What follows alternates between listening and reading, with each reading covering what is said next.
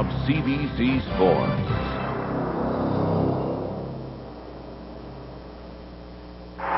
Winnipeg fans came to entrench the memory, recapture the bedlam, and relive the bliss. But along the way, they remembered something more. Clark shoving it to the corner. Out front again, Rouse. Scores! Scores! We're the Leafs win it! The Leafs defeat the Detroit Red Wings in overtime.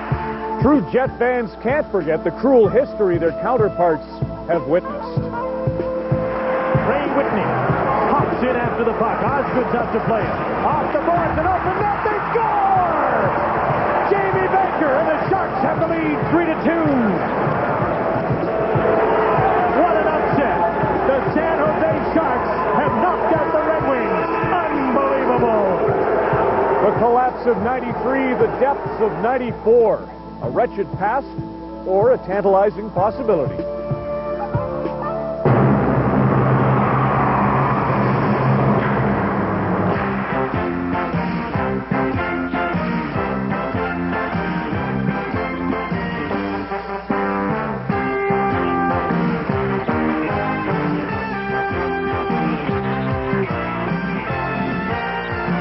If the Jets lose, this could be the final game ever at the White House, the Winnipeg Arena. But why would you think that? Based on their last effort, the Jets host Detroit for Game 4 of their Stanley Cup quarterfinal series. There's Jimmy Skinner. For years, it was 1940 the Rangers had to contend with. Now it's 1955 that Detroit's confronted with, either a jinx or inspiration, depending on your opinion, as we welcome you back to the Broadcast Center in downtown Toronto.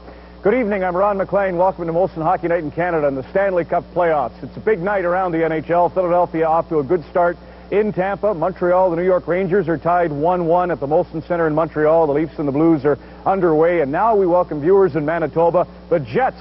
This is always the biggest challenge of the evening. How will Don Whitman and Brian Hayward ever hear what I'm saying? Let's go for a setup on the big game. Don. See? Thanks, Ron. You know, since Sunday, there has been considerable speculation, Brian, as to which goaltender, Scotty Bowman, would tap in the shoulder for Game 4. Mike Vernon will start a second straight game. Are you surprised? I think that everybody's a little bit surprised, especially Chris Osgood. Bowman says that Osgood is not 100%. That's why he doesn't want to play him. Osgood says he's 100%. The one thing you can always expect from Scotty Bowman is to expect the unexpected. Well, these are the lines that he is expected to go with, but if he continues to juggle as he did on Sunday, there will be some very different combinations this evening. Wheels are always turning in Scotty Bowman's mind, and some people suggest that he's trying to get matched up for Keith Primo. You can argue with his message sometimes. Certainly, you can never argue with his success. And when you add in 975 regular season wins, Scotty Bowman certainly has the credentials to back up any decision he makes. Ron, back to you. Thanks, Don. Thanks, Brian. Yzerman, Fedorov, Kozlov, Cicerelli, Primo, all goalless thus far for Scotty Bowman. Maybe they can't score because they simply can't hear. We'll be getting a lot of that tonight at Winnipeg Arena. Let's get more on it right now from Mark Lee. Ron, welcome back to the White House. This could be the last game the Jets ever play in Winnipeg before they become the Coyotes of Phoenix. But their fans haven't abandoned them. They've rallied around them. They were allies in victory in Game 3. What a sight.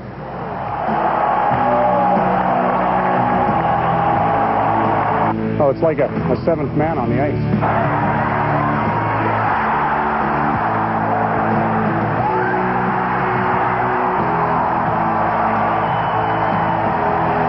By far the best fans in the league.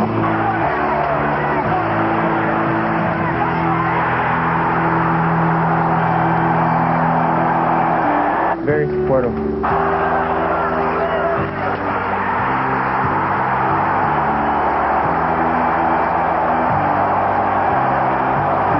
Simply breathtaking.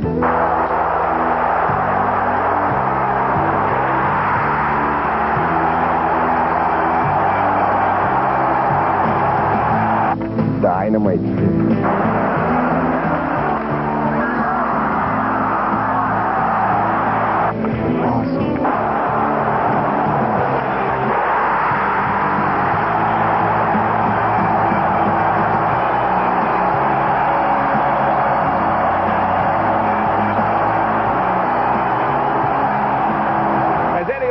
said after Game 3, when our tanks were empty, the fans filled it back up. It was a win that few experts dared to predict.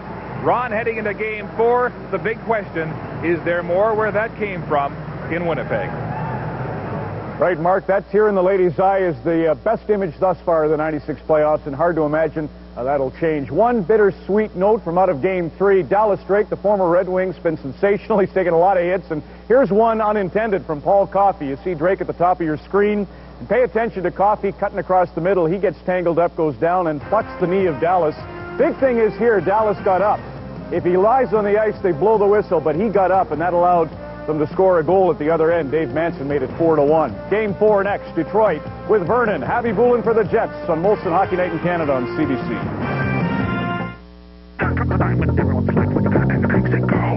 Romance around your world. The experiences, exploring an unpublished map you have inside, winding up making yourself at home. And when in Rome, you know. Why? Because I am.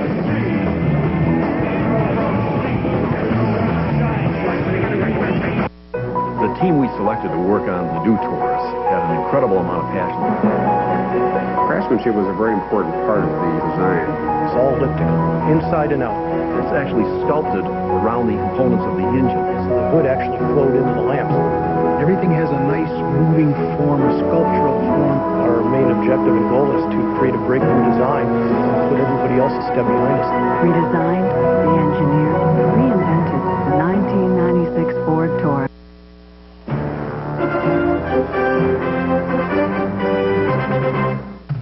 Molson Hockey Night in Canada on CBC.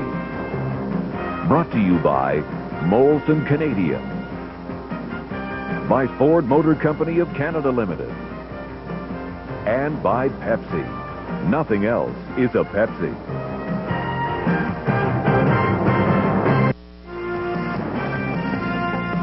Welcome back to Winnipeg from the Broadcast Center. Here are highlights around the NHL. At the Thunderdome, Joel Otto scores here from Podine and Renberg. Leclerc, Lindros, Desjardins combined on the first goal for Philadelphia. They lead the Lightning 2-0. Jeff Reese in for Darren Pupa.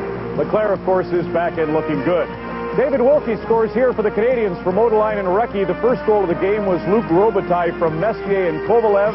This goal at 17-11 tied it. 1-1 the Rangers in Montreal going to the second period at the Molson Center. And at the Kiel Center in St. Louis, the Leafs and the Blues underway when Shane Corson scores a shorthanded goal. That's Gretzky to Pronger.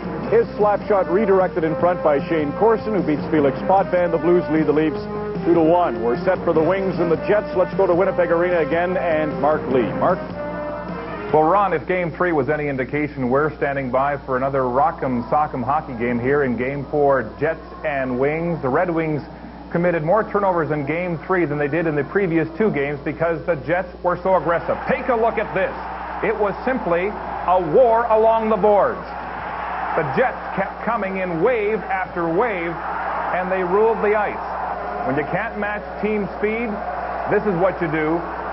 You try to intimidate with the body check and the tough talk. Eddie O and Fedosov going nose to nose. A point that Darren McCarty was the last Red Wing off the ice. He was in the doghouse with Scotty for not being as aggressive. We'll see what the Red Wings turn out today. We asked Scotty about that.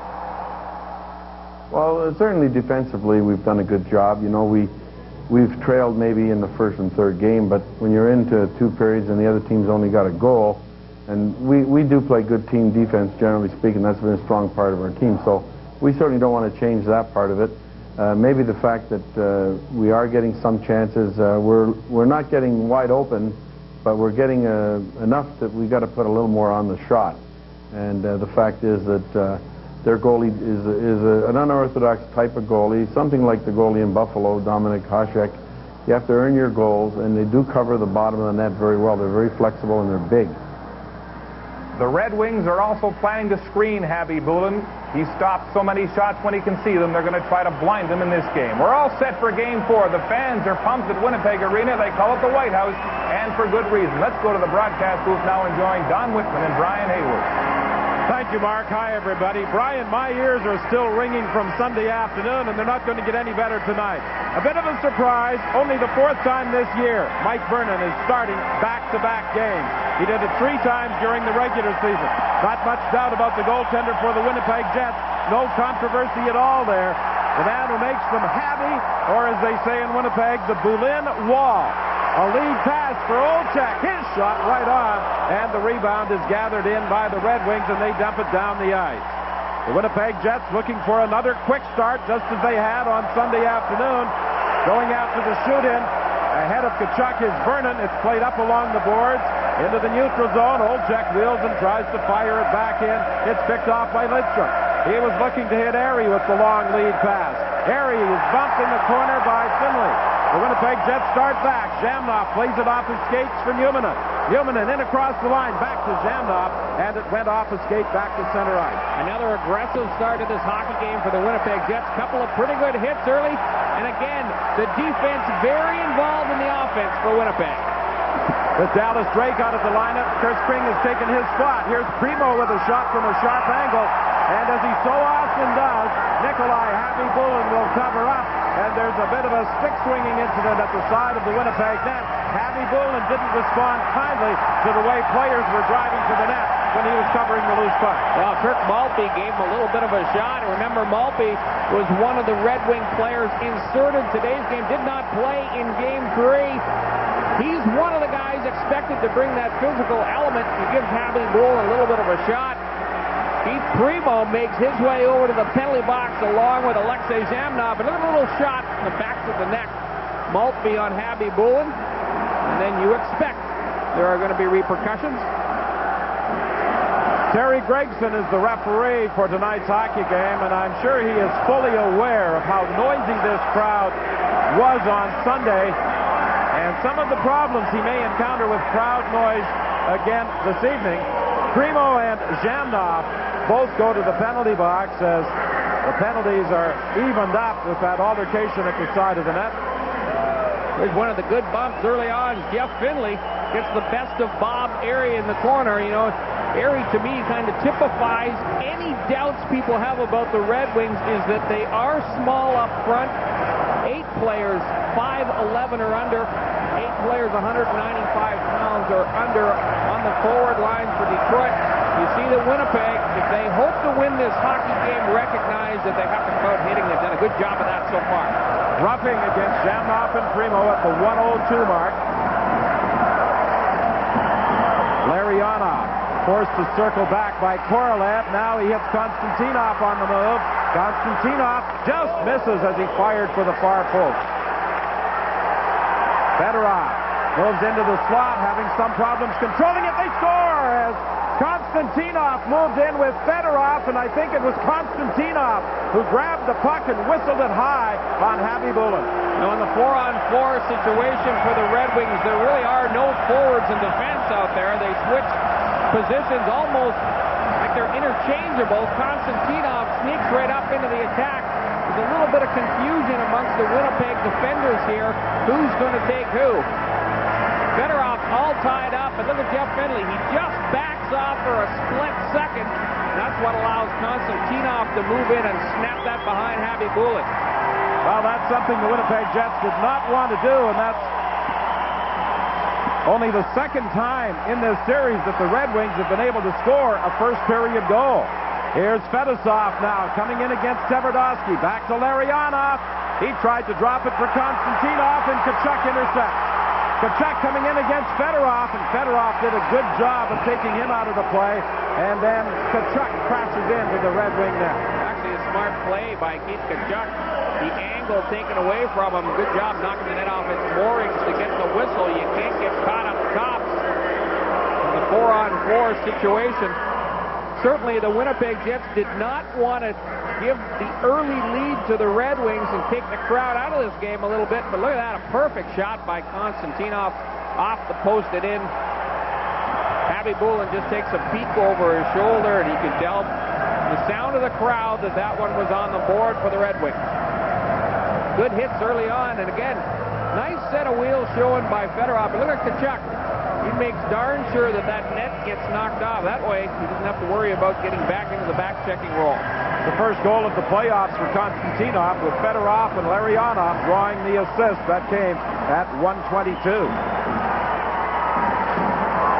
Draper circles away from a check, gives it to Lidstrom to try and set something up. He slips it through to Johnson. Johnson tried to get it back to Draper. It was picked off by the Jets. Stapleton starts back for Winnipeg. He has Shannon racing down the right side. Shannon goes to the corner after it. He and Coffey bump back of the net. It's freed for Stapleton. Stapleton is checked. Going after the loose puck is Johnson. He puts on the brakes and decides to drop it back in his own zone. Now takes a return feed from Coffey. Johnson working in against Manson. The Winnipeg defenseman stands him up. Yzerman goes in to check Finlay. The puck is flipped into the corner. Fedosov comes in from the point. He's bumped by Stapleton. Look who's in there forechecking for the Red Wings. It's Fedosov. Shannon with a smart move. He simply let the puck slide past him and out into center ice. But it's Erie firing it in. Yzerman goes to the corner. He leaves it there for Erie from a sharp angle. It's right on. Still 10 seconds remaining in the minors to Primo and Jamnok. You know, one of the things that the Red Wings really wanted to do early on in this hockey game is to get more pressure on that Winnipeg defense. And you get the sense that they've got them back on their heels a little bit. There's a lot more skating room for the talented players like Erie and Yzerman in the neutral zone. It makes it more difficult for that Winnipeg defense to stand those forwards up. This time, Dave Manson does a terrific job on Kozlov. And a difficult save for Happy Bull. You see it goes off the shaft of Craig Muni's stick. It's always a little bit disconcerting for the goalkeeper, and I'm sure Happy Bullen is a little bit thankful that puck was sitting in front of him and not behind him. Taylor will take the draw. He'll attempt to get it back to the point to Paul Coffey. Keith Tkachuk is going to take the face-off for Winnipeg. They tie each other up, and Manson grabs the loose puck. He couldn't get it out initially, and now McIver is forced to circle back. Trying to skate away from Cicerelli. He throws it up in the wing to Tkachuk in full flight. Tkachuk trying to work his way through, but he's knocked off the puck and taken to the boards by Bergevin. Cicerelli is back there after it. He and Jamnok are fighting as Primo and Jamnok are out. Here's McIver with a shot. That goes off away. Dave Manson, who had pinched in deep, made a sprawl to save it. Back to the point, McIver. Trying to get set, throws it towards the side of the net. Out front for Tkachuk, and he was knocked down as the puck bounced away from him. Primo starts back. Cicerelli back to Primo, over on the wing. In front for Cicerelli, and a huge save by Happy Bullen. 16:24 remains in the first. 1-0 Red Wings.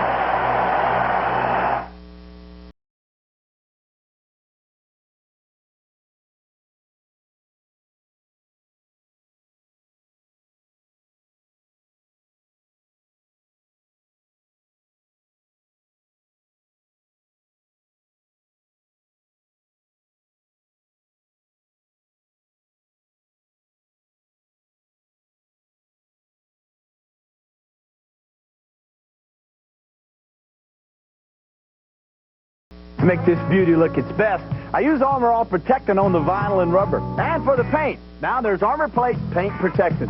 It shines, protects, and really makes those colors pop. New Armor Plate. It's like Armor All for your paint. Nothing makes a car look hotter than shiny wheels. So I use Quicksilver Wheel Cleaner from Armor All. No scrubbing, just spray and rinse to get the brake dust and grime ordinary cleaners can leave behind.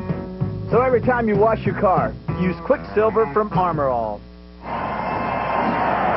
Well, certainly if the Jets are going to have any chance in tonight's game, once again, Happy Bullen will have to have another terrific game. He's made a couple of good stops early. Look at this one on Cicerelli. Moves laterally across that goal crease and just stuffs.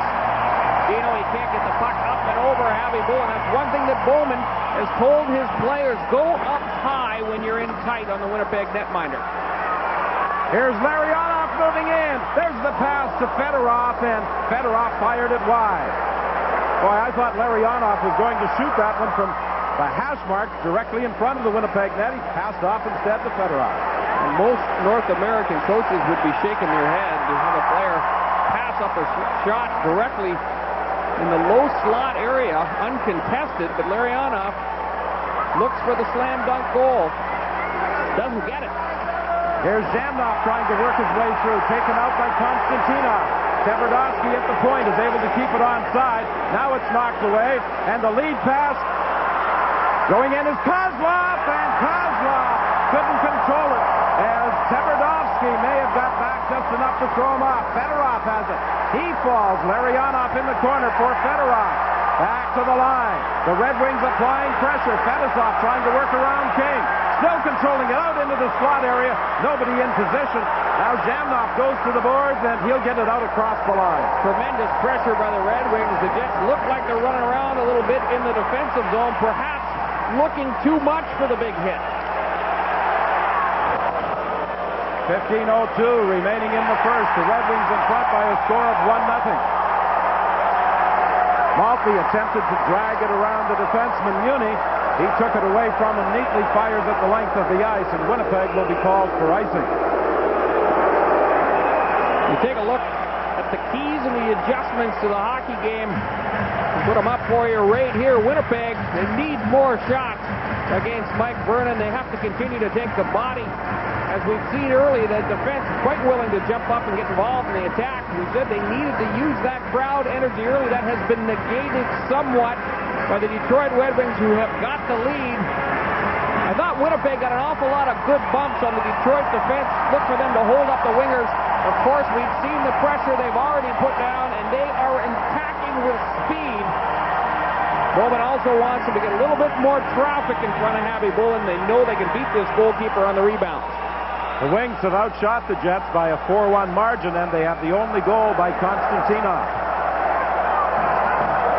Eastwood ahead to Shannon. He was able to knock it to center ice, but then Shannon was tied up by Lidstrom. Maltby has it knocked away from him by Eastwood. Ramsey takes a hit from Eastwood, but manages to clear the zone. Lidstrom with a long shot off a stick and out of play.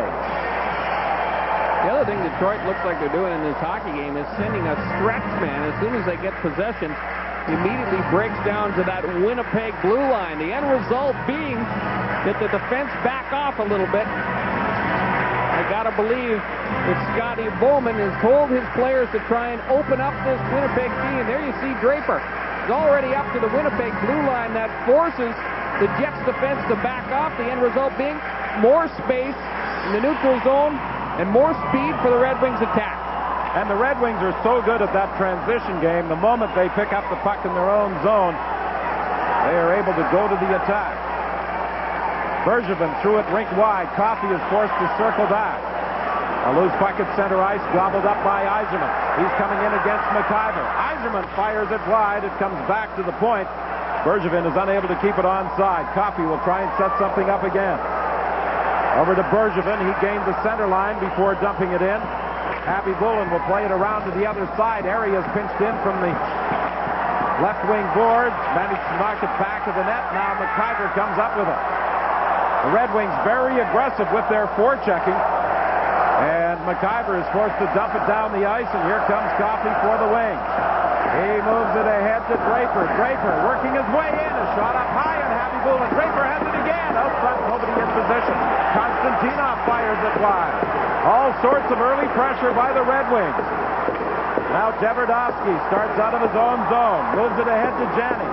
He crosses with Olchek. Back to Olchek, and Primo did a good job of coming back to pick him up. That's one of the matchups that Scotty Bowman likes to get. Big Keith Primo out on the ice against Tkachuk. Penalty coming up, and I believe Keith Tkachuk is going to be going off for cross-checking. You know, Tkachuk did such a tremendous job of holding his temper in game number 3. When he does that, it allows him to lead this team. But when the captain gets a little bit out of control, then you expect that the youngsters will soon follow. This is a retaliation penalty all the way. Watch Keith Primo. Well, Primo would just put a big hit on Tkachuk. Tkachuk just gives a shot to the back of Draper and knocks him down. That's a needless penalty. Well, something the Winnipeg Jets talked about after Game 2 was the need to play an aggressive but disciplined style. Keith Tkachuk in Game 2 at the Joe Louis Arena took 4 minor penalties, 3 of them in the second period. You see the Red Wings have not had the success in the postseason so far that they enjoyed during the regular season on the power play. Pretty significant. The Jets have done a tremendous job of killing penalties. And again, when you ask Terry Simpson about that, he says, well, your best penalty killer is always your goaltender. He gives an awful lot of the credit to Nikolai Habibulin. Cross-checking against Tkachuk at 6:51. The Red Wings have scored 2 shorthanded goals in this series. The Jets don't have a goal on either the special team, the power play, or killing penalties. It's Fedorov to Konstantinov. Fedorov takes a look. Long shot. It deflects just wide. Chris King finds an opening, and he'll clear. Big Keith Primo set up down low in front of Nikolai Habibulin. They get the screen set up. Fedorov's not shooting that puck to beat Habibulin cleanly. He's shooting for the tips of the screens. The Wings attempted to play it back to the point, but Fedorov was not in position. He's being watched now by Jamnot as he takes it back into his own zone. Fedorov will lead the attack for the Wings with 1:06 remaining in the penalty to Tkachuk. He rings it around the boards, picked up by Cicerelli, and then he's taken down by Craig Muni. Back at the point, it skips away from Fedorov. Paul Coffey forced to circle back into his own zone as Bowman makes some changes on this power play unit. Lead pass for Larionov, going in alone. Larionov tried to backhand it in. Loose puck at the side of the net as Cicerelli was unable to jam the rebound. Over to Coffey, his shot blocked before it gets to the net, and the Jets clear. What a huge save by Habibulin again. Incredible work by Habibulin. We remarked about the tremendous athleticism of the goaltender. Not only does he make the initial save, he's flexible enough to get in position to make the rebound stop as well. Finlay bumps into Yzerman. 10 seconds remaining in the Tkachuk penalty. Yzerman to Lidstrom, and he fires it high off the glass. Cicerelli throws it to the front of the net. Nobody there. Played off the boards to Olczyk. Here's Olczyk going in alone. Tkachuk the rebound, and Vernon stops him. Tkachuk came out of the penalty box to jump up into the play, and he was stoned by Mike Vernon. Great goaltending at both ends of the ice. Out front for Yzerman. He's checked by Olczyk. The puck loose in the corner. Tverdovsky comes in, frees it for Olczyk as Yzerman got knocked down. Craig Janney starts away. He tried to go back to Tverdovsky. Olczyk steps into Cicerelli in the neutral zone. Eddie Olczyk with some fine body checking in this opening period for Winnipeg, and the best scoring opportunity of the game for the Jets. Tremendous breakneck pace to this hockey game. Outstanding body checks at both ends of the ice for the Winnipeg Jets. Certainly the fact that they do not have the lead has not slowed their momentum. Taylor and Korolev collide. The loose puck now picked up by Manson. Manson dumps it in, chases after it with Konstantinov. Look for a collision here, but they avoid each other. Now, behind the play, they do some pushing and shoving, and Gregson is called penalty.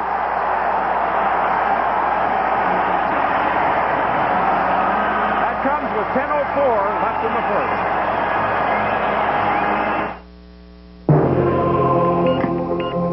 Looks like systems problems. How long before the unit fails? Who knows? What about the backup? There never is a backup. And they make them in Montreal. UPS early AM service to the States. Bonjour, Montreal. Guaranteed overnight from Canada to U.S. business centers before 8 a.m. You'll have it by 8 tomorrow. 8 a.m.?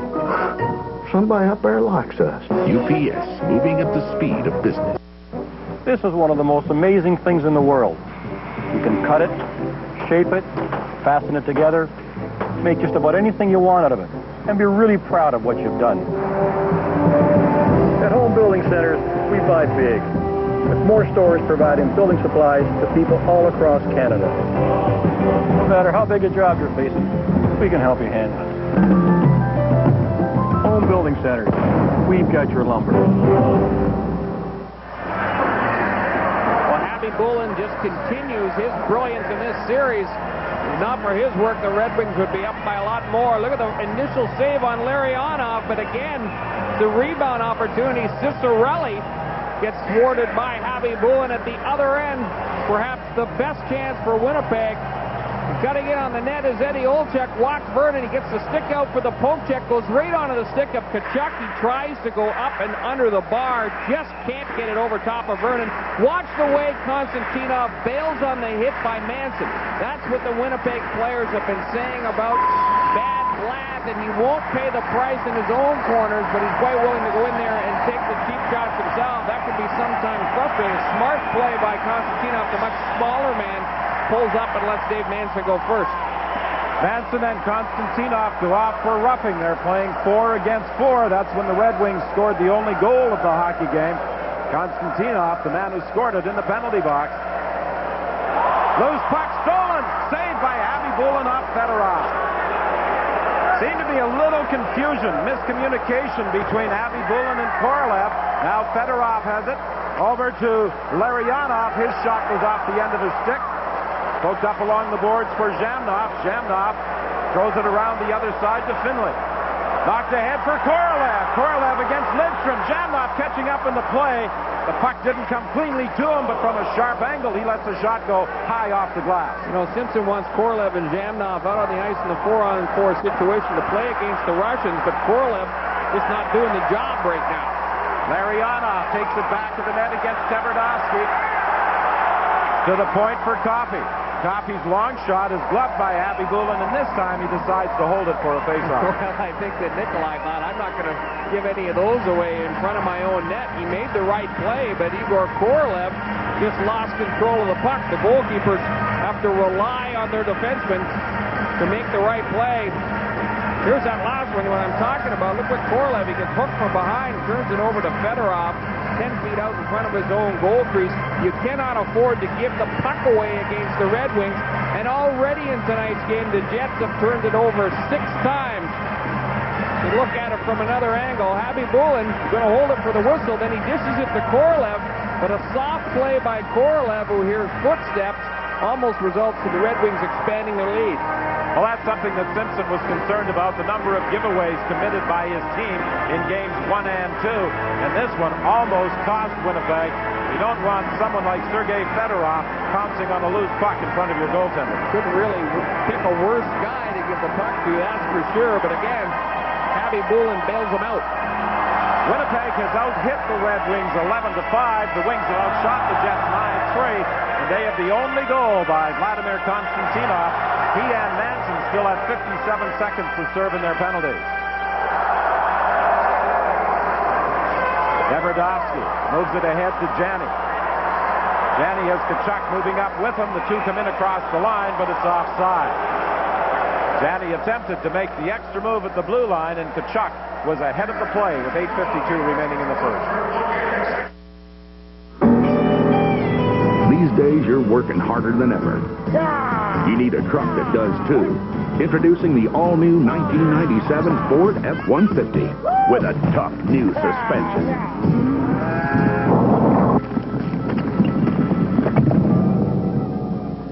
Don't move. A standard new third door to make life a lot easier.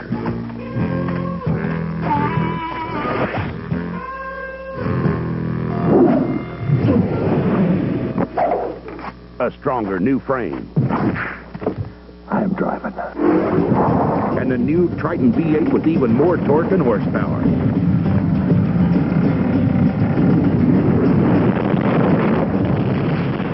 The all-new Ford F-150. Better get to the Grand Canyon before we do.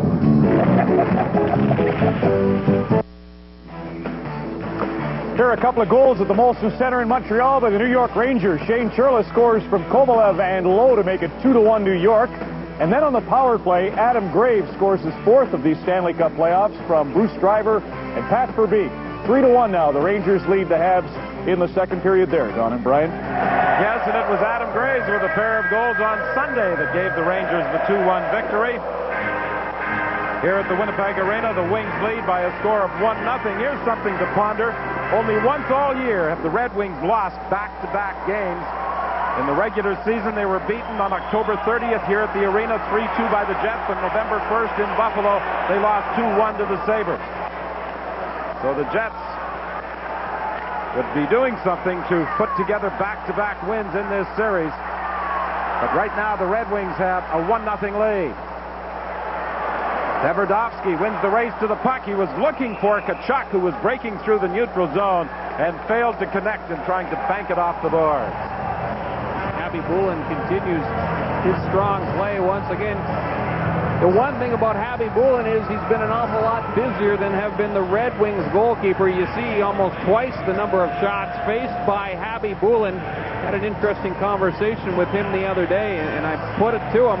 I understand that your objective is no longer just to be a number one goalkeeper in the NHL, but to be the dominant goalkeeper in the league. And he said, kind of casually to me, no question about it. He just says, I think I have the type of ability to do that. And it'd be hard to argue with him after watching his performance in the last 3 games. Well, he was inspired by one of the greatest international goaltenders of all time, Vladislav Tretiak. As a matter of fact, Happy Bulin was a defenseman until he saw Tretiak play goal on television one day and decided he wanted to emulate the man who gave Canadian teams fits for many years in the late 60s and through the 70s. Out of the penalty box come Konstantinov and Manson. Yzerman had problems picking up the pass, now gets it to Ciccarelli. Ciccarelli trying to move into position over to Yzerman. Yzerman falls, gets it back to Ciccarelli off the side of the net. Taylor behind the net. He's tied up by McIver. Fetisov is pinched in from the point. They continue to battle behind the net. Taylor goes after the puck. Manson rides him in against the boards. Taylor goes down. Manson comes away with the puck. He threw it onto Ciccarelli's stick. It's blocked by a sprawling Jeff Finlay. And now Shannon will clear the zone. Still giving the Winnipeg Jet fits whenever those Detroit defensemen jump up into the play. Ciccarelli's shot is blocked before it gets to the goal. And it's knocked out to center ice, and there's a whistle and a penalty on the play. I think it's Ciccarelli who's going to be going off. In the row against Dino, it's an elbowing penalty. Not much of an argument from Ciccarelli. It was one of those calls in behind the plate, and Gregson just kept his eye on number 22, and he made the call. A chance to see it right here along the boards. There's King fighting for the puck. He gets the elbow right into the jaw of Steve King. Not much question about that. We talked about the fact that the Jets' power play has not got on the board in this series. In fact, they're a net -2. Look at the pressure up ice from Detroit. Dave Manson turns that puck over. That time was Dino Ciccarelli getting the shot. Manson gets bailed out by his defense partner, Craig Muni. Another of the turnovers that Winnipeg has been guilty of in this first period. Elbowing the call against Ciccarelli at 12:43. Well, I think Don Cherry would certainly enjoy this game and this crowd here at the Winnipeg Arena. He has always spoken highly of the fans in this city, and they love Graves here. They were kind of hoping that he would be here to be doing Coach's Corner from the Winnipeg Arena. Yeah, I think every hockey fan has got to love this type of game, and it's got all of it. It's got great scoring chances, terrific goaltending, great body checks all over the ice. Winnipeg power play unit, for the most part, continues to have trouble getting set up in the Detroit zone. And the Red Wings hold that blue line as well as any team in the league. It makes it very difficult to carry that puck in over the line.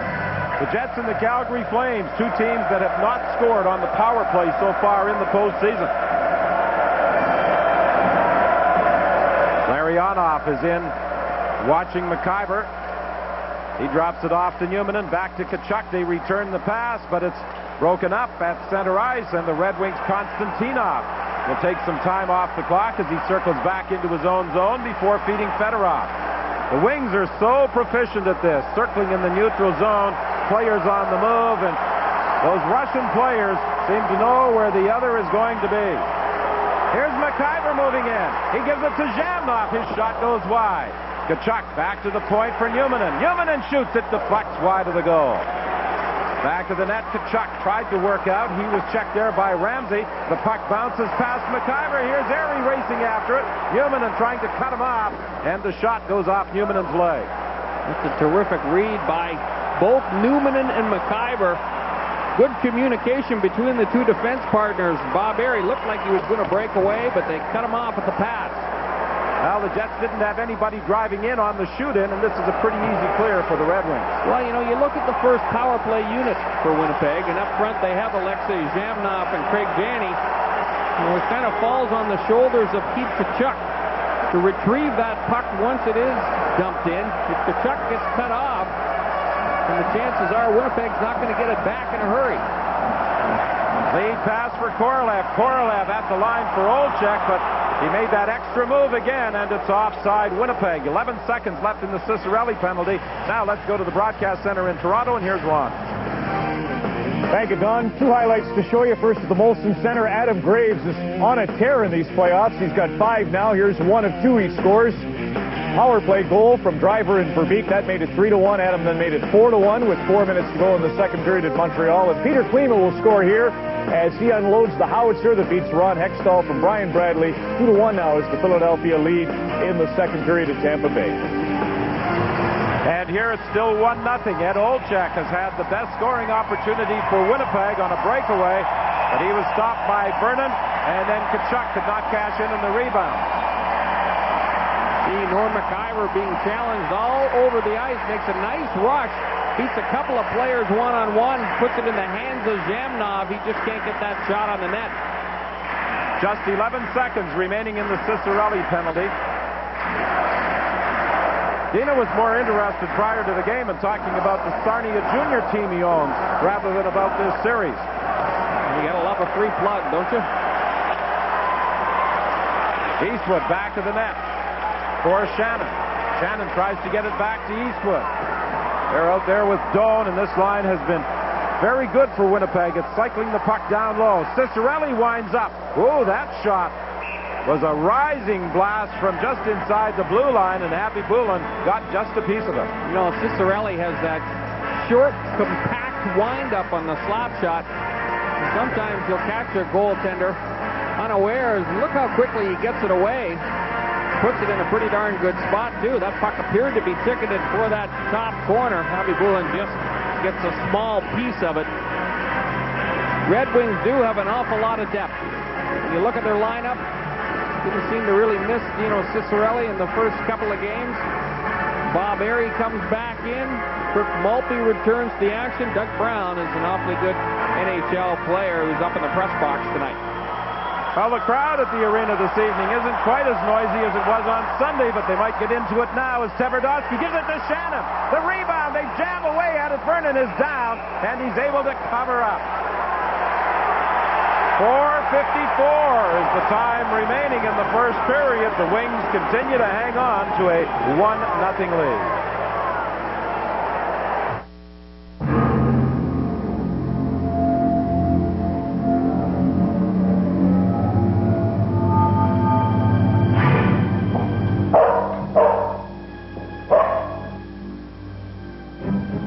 Buying or selling a home can be a tough climb, but a realtor can make it easier.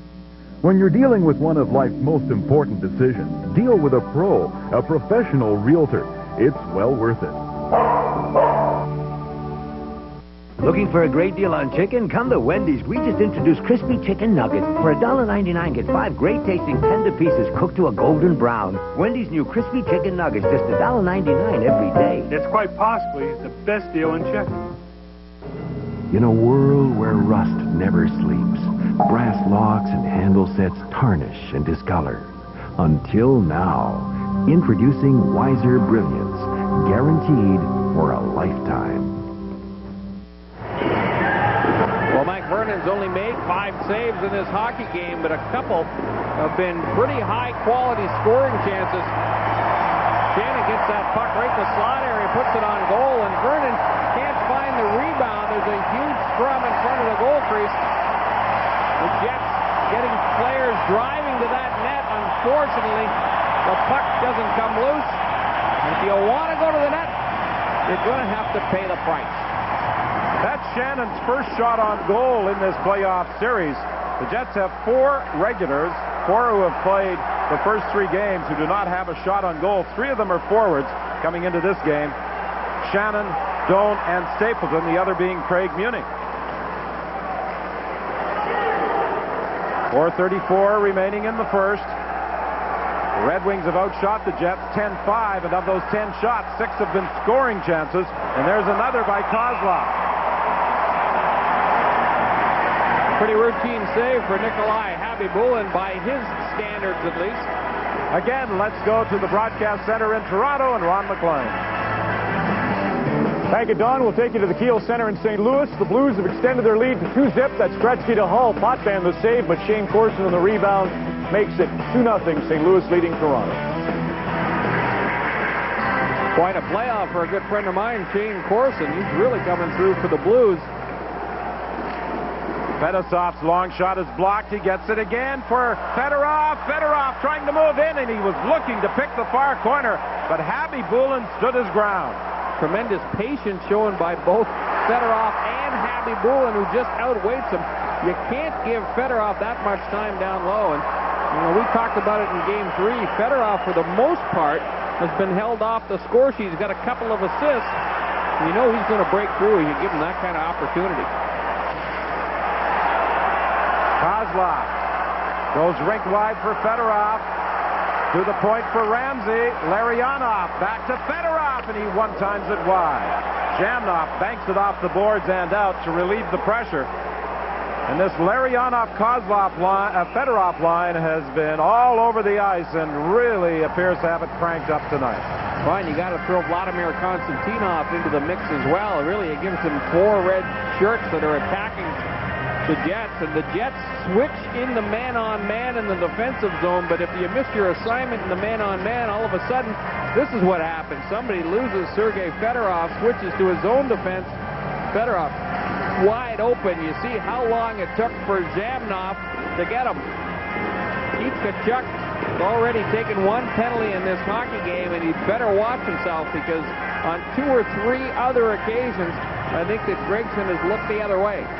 Well, Tkachuk had less than complimentary things to say about Konstantinov after Game 2.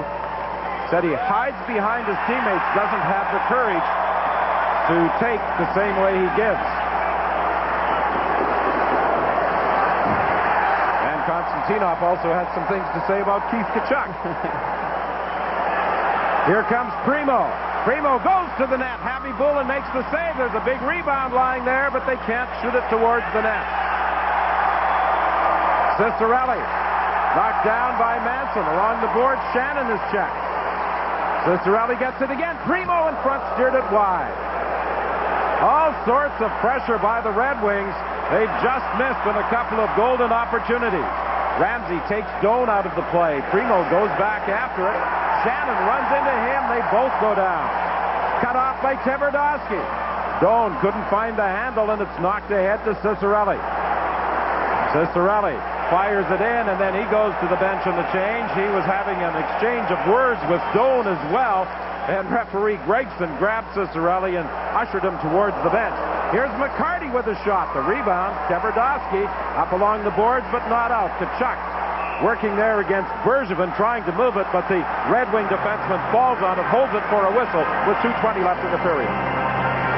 It's 6:30 right here in the city, and it is time.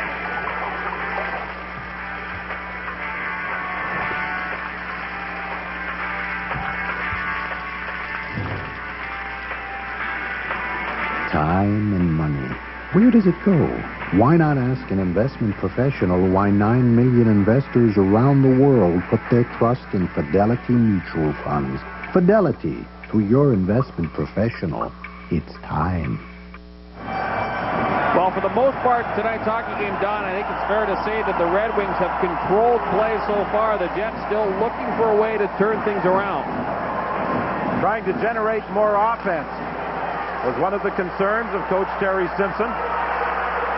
If the Jets are able to come out of this one only trailing by a goal, I think they can consider themselves fortunate, because there's been a decided territorial advantage for the Red Wings. You know, it's not an easy task to break through that Detroit defense. There's good reason why this club really led the league in goals against by a wide margin. They're a very disciplined club. They have extremely mobile defense, and they don't give you a lot of skating room. Jamnov breaks up the play at center ice. Tkachuk tries to turn it the other way, but Fedorov was on him quickly. Loose puck in the Red Wing zone. Dished off to Fedorov. He leaves it there for Coffey.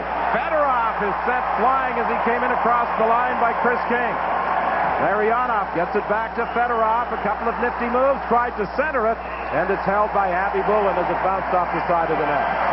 Again, there's that puck control by Fedorov. He just waits for people to get into the open before he dishes it off into the slot area. That time he ran into the back of the net, but that pass. Extremely slippery player. And again, we've talked about how the Jets go into that man-on-man defense. Here's the big hit. There's one way to stop him right there. Chris King lines him up at the blue line. Take the body, take the body, take the body is what Terry Simpson has been telling his players. The best way for Winnipeg to try and slow down that big red machine. You talked about the Red Wings improving their defensive play this year and scoring a lot of goals as well. The differential between offense and defense for the Red Wings, 144 goals. That's why they wound up winning 62 hockey games. But, you know, you look at this series so far, going into tonight, even strength situations, Winnipeg and Detroit were dead even. Both had scored 5 goals. It's really been the specialty teams that have made the difference in the game. Again, largely in part due to the heroics of Abby Bullen. The Jets have got to get their special teams going if they're going to get back in this series. 49 seconds remaining in the opening period. Jamnoff watching Fedosov. Dallas Drake out of the lineup tonight for the Winnipeg Jets. And they miss his rambunctious style of play. We're told it's a lower leg or a leg injury for Dallas Drake. And I won't provide any details other than that. No question that they do miss him up front.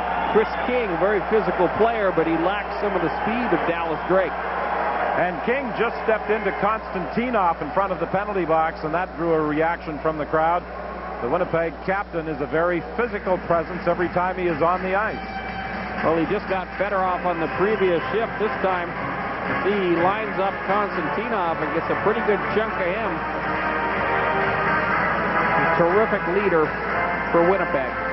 During the first 2 games, there was a feeling that Vlad Konstantinov had thrown the Winnipeg Jets really off their game, that they were more focused on him than they were on the hockey game. Well, if you think about it in the context of the other Detroit players, I mean, the media wasn't even bothering Paul Coffey, Yzerman, and Fedorov. They spent all their time trying to get something going between Konstantinov and the Winnipeg players. I'm sure the rest of the Detroit club just loves that. It takes all the media pressure off them at the time when they expect to get it the most. Here's Tkachuk. Back to Olczyk. Olczyk tried to center it just as the horn sounded, and it was blocked by Lidstrom. Well, the Detroit Red Wings came out in this hockey club. I thought they controlled play from the get-go. Mike Vernon only had to make a couple of saves. If not for the work of Abby Bullen, the Red Wings would be up by at least 2 or 3 goals at this point. Winnipeg is going to have to regroup in the dressing room. They've got to get some more shots against Vernon. The only shot to beat Nikolai Abby Bullen in the first period, the blast by Vladimir Konstantinov for a 1-0 Red Wing lead. Introducing 2 of the most amazing products on television today. This is Remove-All, a powerful cleaner with 1,001 uses. Watch it whisk away ugly hard water stains from this sink in seconds. Even a toilet bowl this badly stained is no match for Remove-All. Keeps coffee makers, decanters, kettles, and steam irons clean and perky. Remove-All dissolves winter salt from rugs, powers rust-off lawn furniture, and cleans calcium-encrusted humidifiers so fast and easy, you won't believe your eyes. Also look for Stop Leak, the miracle sealant. Leaky gutters can be a very expensive headache. Spray on Stop Leak, the miracle sealer from SuperTech, and look, expert repairs in minutes, no expensive renovations. Fix drain leaks in hard-to-reach places. Seal exhaust fans, cable access ports, chimney flashing, air conditioner lines, anywhere water or air infiltration's a problem. You can even winterize windows with Stop Leak, the miracle sealer. Stop Leak and Remove-All, 2 of the amazing family of products from SuperTech. Available at Canadian Tire, Zellers, Kmart, Superstore, PV Mart, and other fine stores. On the next Spilled Milk, sibling rivalry. Are you a parent or a referee? And open adoption. Birth mothers, stay in touch. Keep in touch with us. Don't miss Spilled Milk.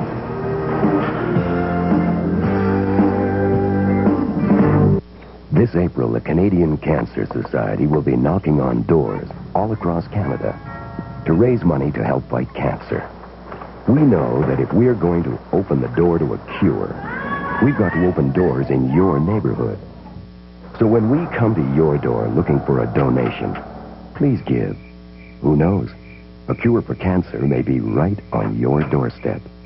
The fight against cancer has many faces. Will yours be one of them? The more I see you, the more I want you, the more I shop you. As years go by, you know the only one for me could only be you. The more I need you, every day. Hope you've got an insurance broker.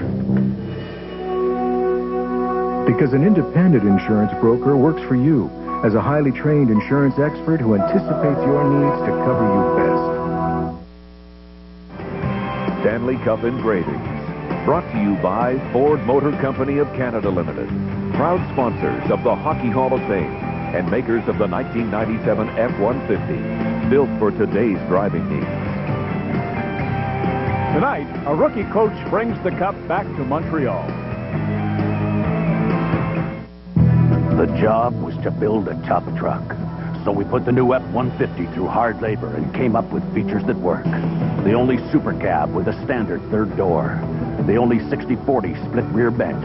More footroom, more headroom, and the only standard dual airbags in its class.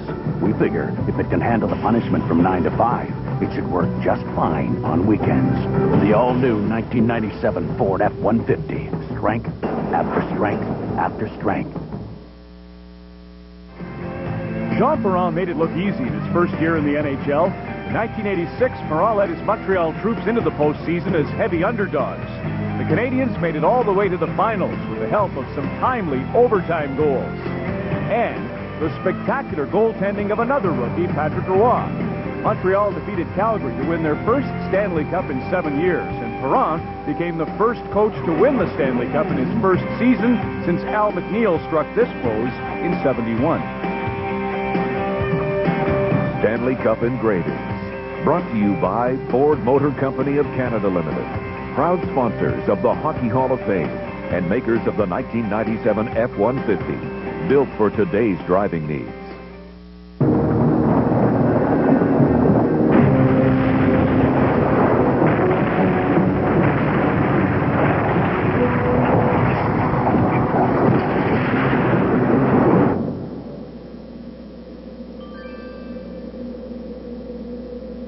Welcome to a world of fast relief from the pain of acid indigestion and heartburn.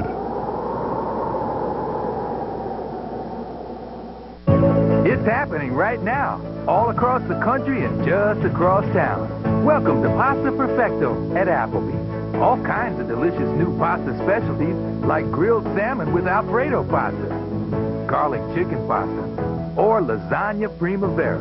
Pasta Perfecto at Applebee's. Pasta served with a great big helping of friends, neighbors, and family.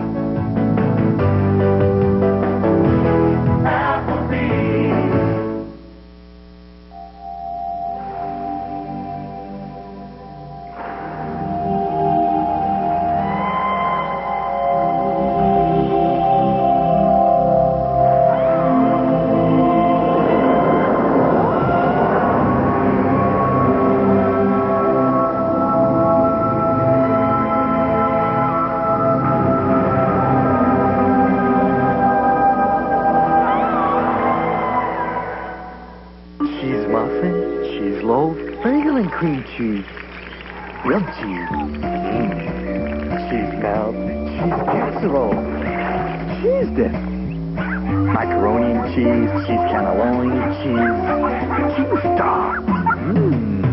You'll never run out of things to make as long as you never run out of cheese. Cheese lasagna, cheese bread, cheese pancakes. When you've got cheese, you've got choice. 1-0 after 20 minutes is a familiar story in this series. The second time that the Red Wings have enjoyed the lead after one period of play. And the first goal of the hockey game came in the opening minutes, and it was Vladimir Konstantinov taking it from Fedorov and beating Happy Bullen with a really high, hard shot. Well, we'll get a chance to see it right here. Watch the play of Jeff Finley, number 26 for the Jets. He's just going to hesitate a split second.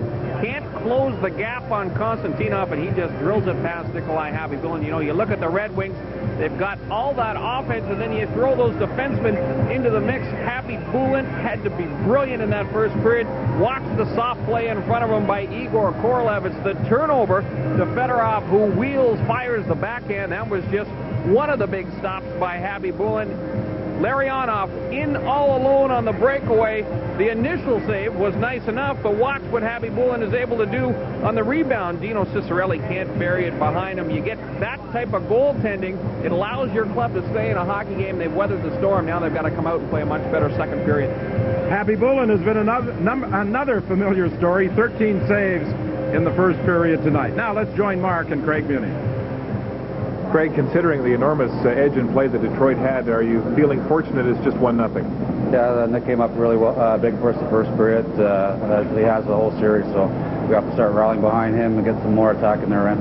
How are you going to relieve the pressure in your own end? We got to make sure we don't cough it up in the neutral zone. That's what we've been doing the first period. We want to get it out of our end, get it deep in their end, and start forechecking hard. What are they doing in the neutral zone? It looks like they're sending one man deep to try to stretch your neutral zone defense. Yeah, they've got kind of the forwards going up high or staying down low, and their defense are kind of taking off playing wings, playing forward. So we just have to make sure we got our head on a swivel and look around for all the open guys. What's the mood in that locker room? That's good. We know we're still in a good position here. We've got home ice here, and the crowd's behind us, so we're looking forward to the second. Thank you. But the Winnipeg Jets will have to generate some offense in the second and third periods if they hope to take this series back to the Joe Louis Arena, tied at 2. After 1, the Red Wings lead 1-0. Introducing the Olive Garden's new Italian Surf and Turf, a sirloin steak grilled Tuscan style, butterfly shrimp baked with a hearty Italian stuffing, and spicy linguine fra diavolo, all with unlimited breadsticks and salad, just $14.95 at the Olive Garden, Canada. I realized I'm a workaholic.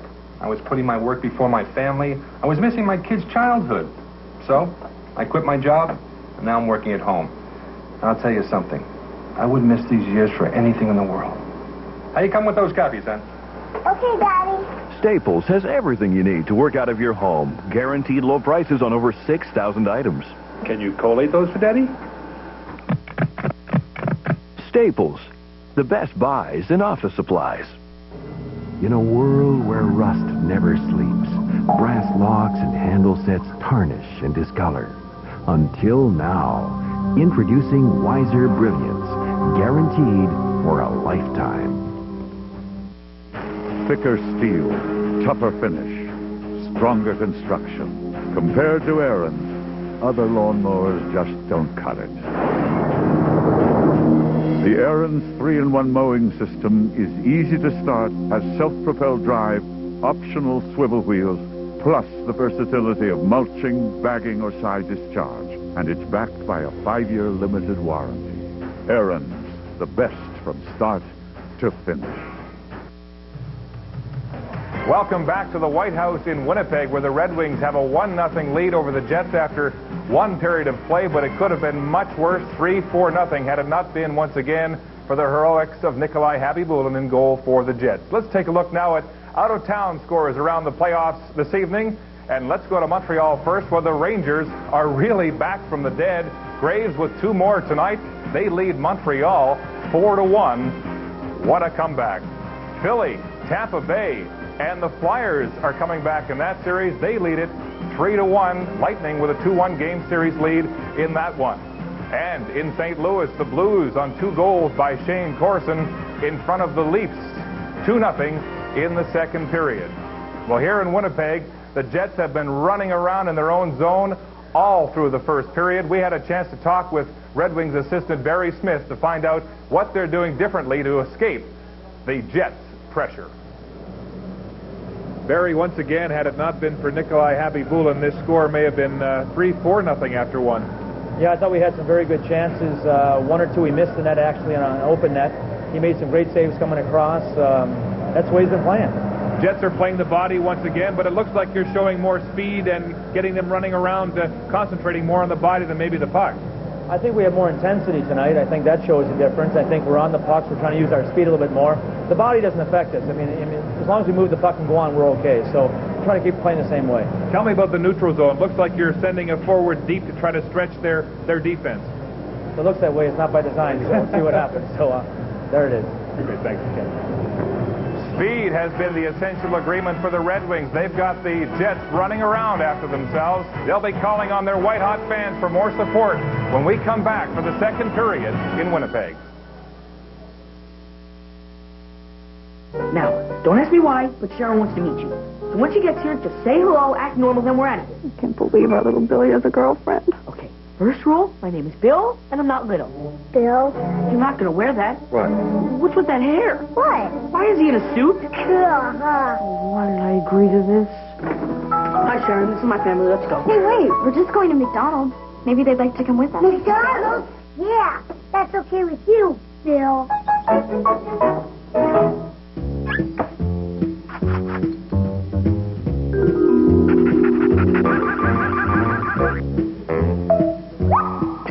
Interact Direct Payment is now available just about everywhere.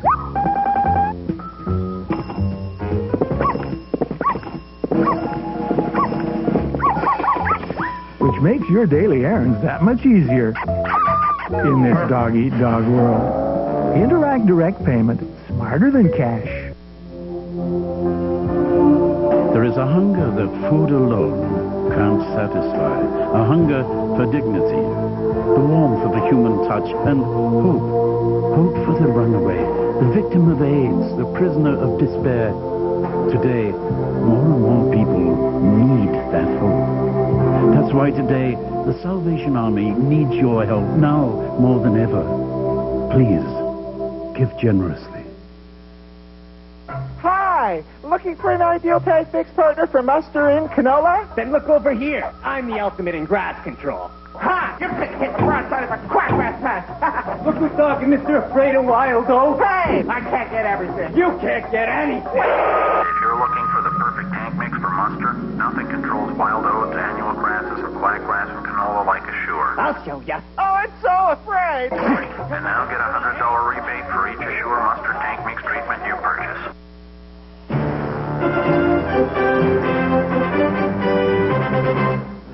This portion of Molson Hockey Night in Canada on CBC is brought to you by Ford Motor Company of Canada Limited and by Pepsi. Nothing else is a Pepsi.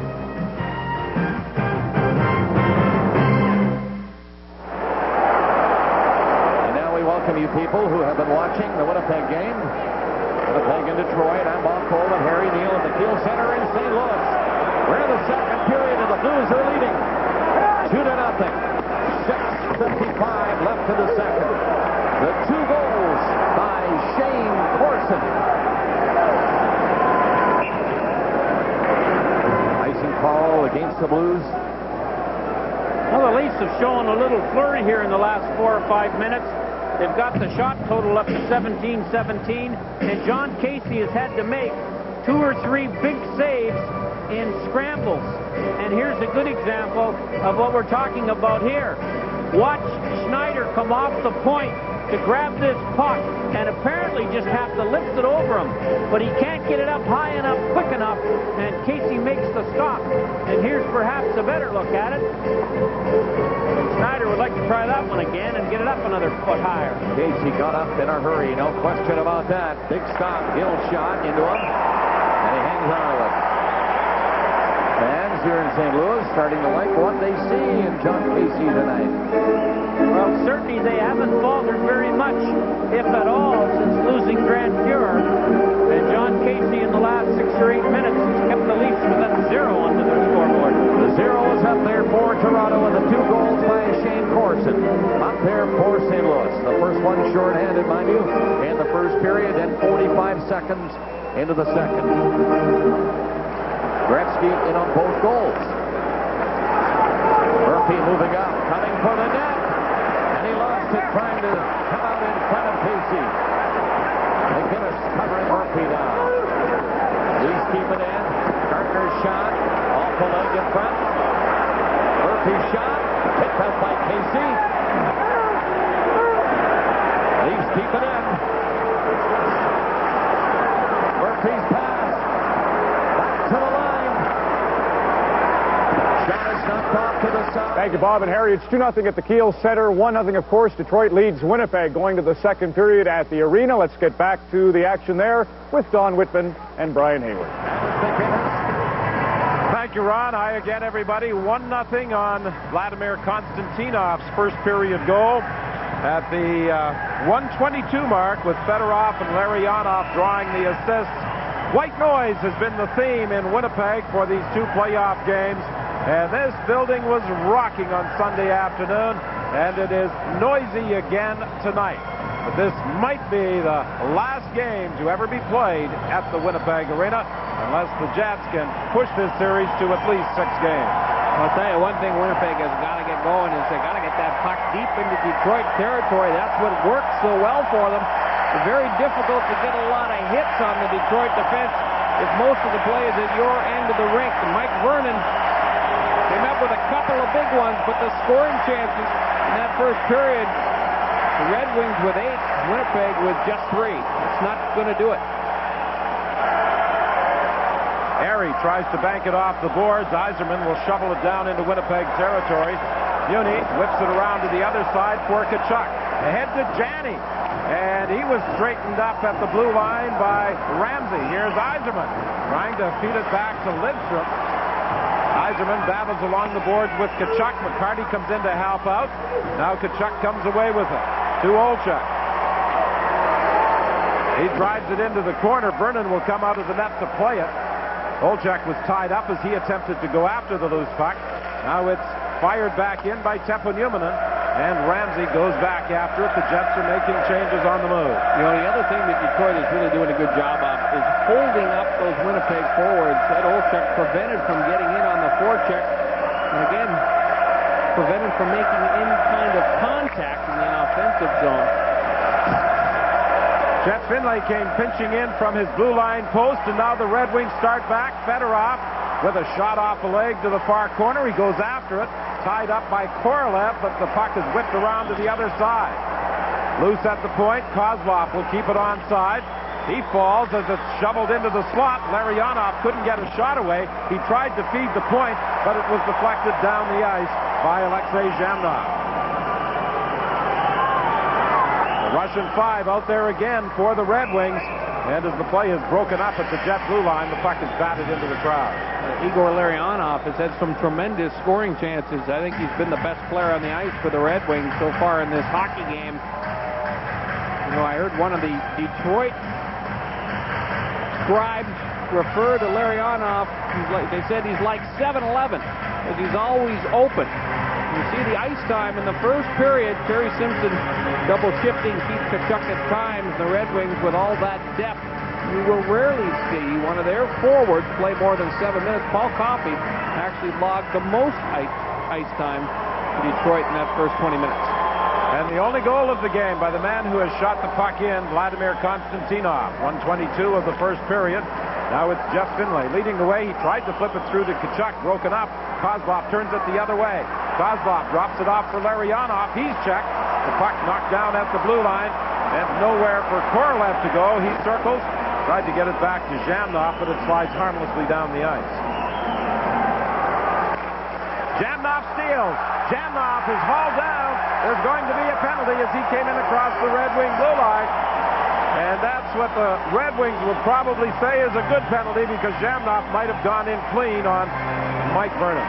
Well, Zhamnov has that ability to anticipate, perhaps, better than most Winnipeg players, what the Fab Five are going to do with the puck. He stepped into a passing lane, picked it off right at the Detroit blue line. Take a look at it right here. Watch Zhamnov just step right up, immediately breaks towards the Detroit goal. That's very significant. That's why Larionov was forced to pull him down from behind. Hooking at 2:06 against Larionov.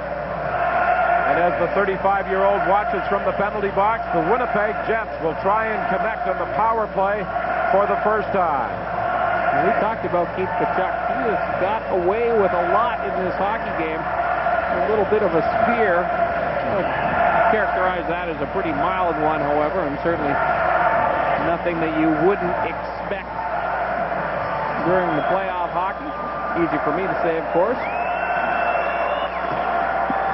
Paul Coffey attempts to clear. He couldn't get it out, but Yzerman is able to knock it the length of the ice.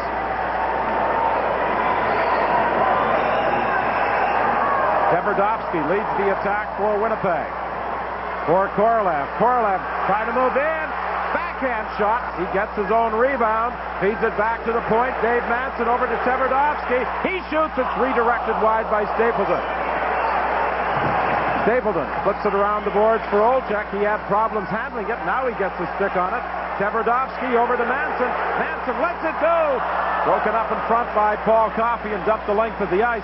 Actually, Manson was looking for Ed Olczyk cutting in from the right wing. It was only the speed of Paul Coffey that allowed him to get back in and pick off that shot passed by Dave Manson.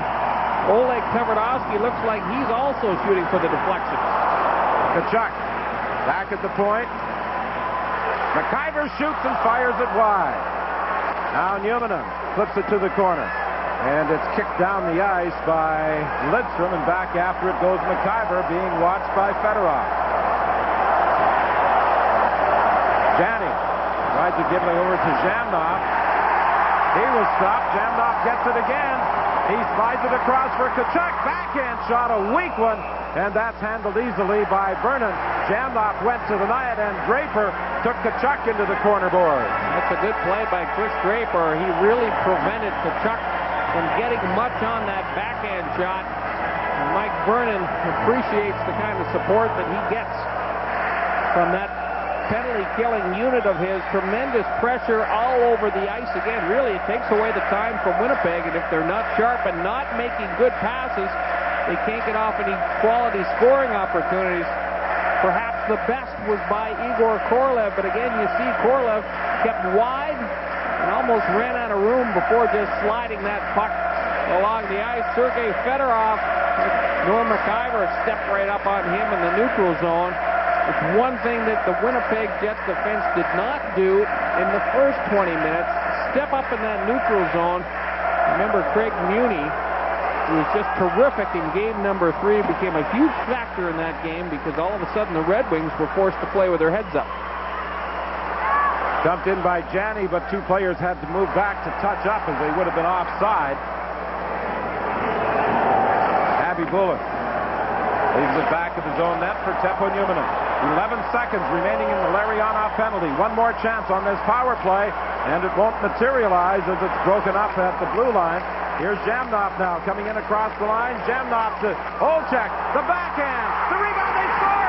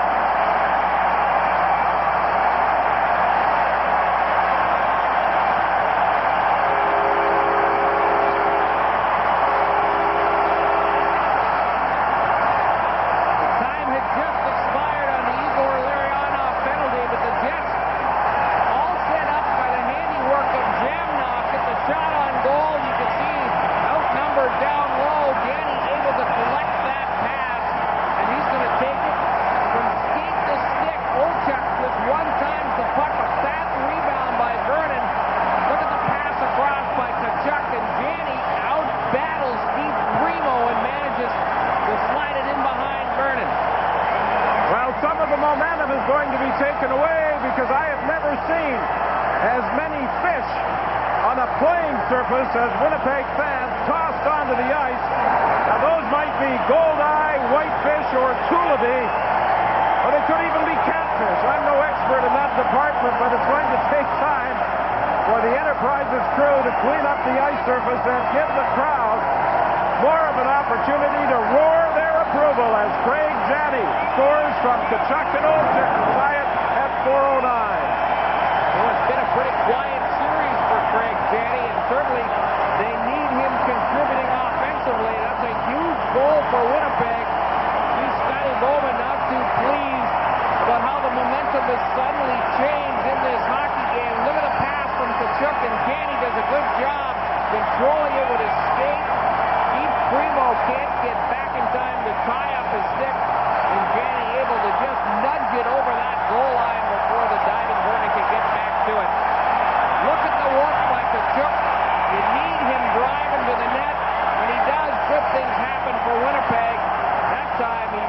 it rebounds cleanly and sets up Janney for the tying goal.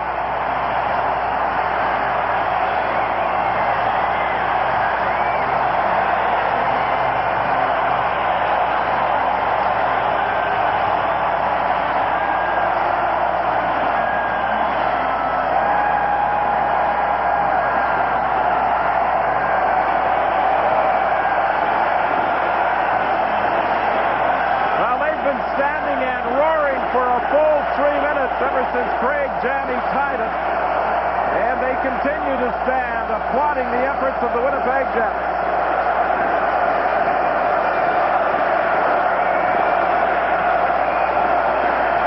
Kilger now is out there with Stapleton and King. Kilger, who scored the game winner in Game 3, hasn't had many shifts, and I think only one in the opening period. This is his first of the second. He steps into Lidstrom, and listen to the crowd react.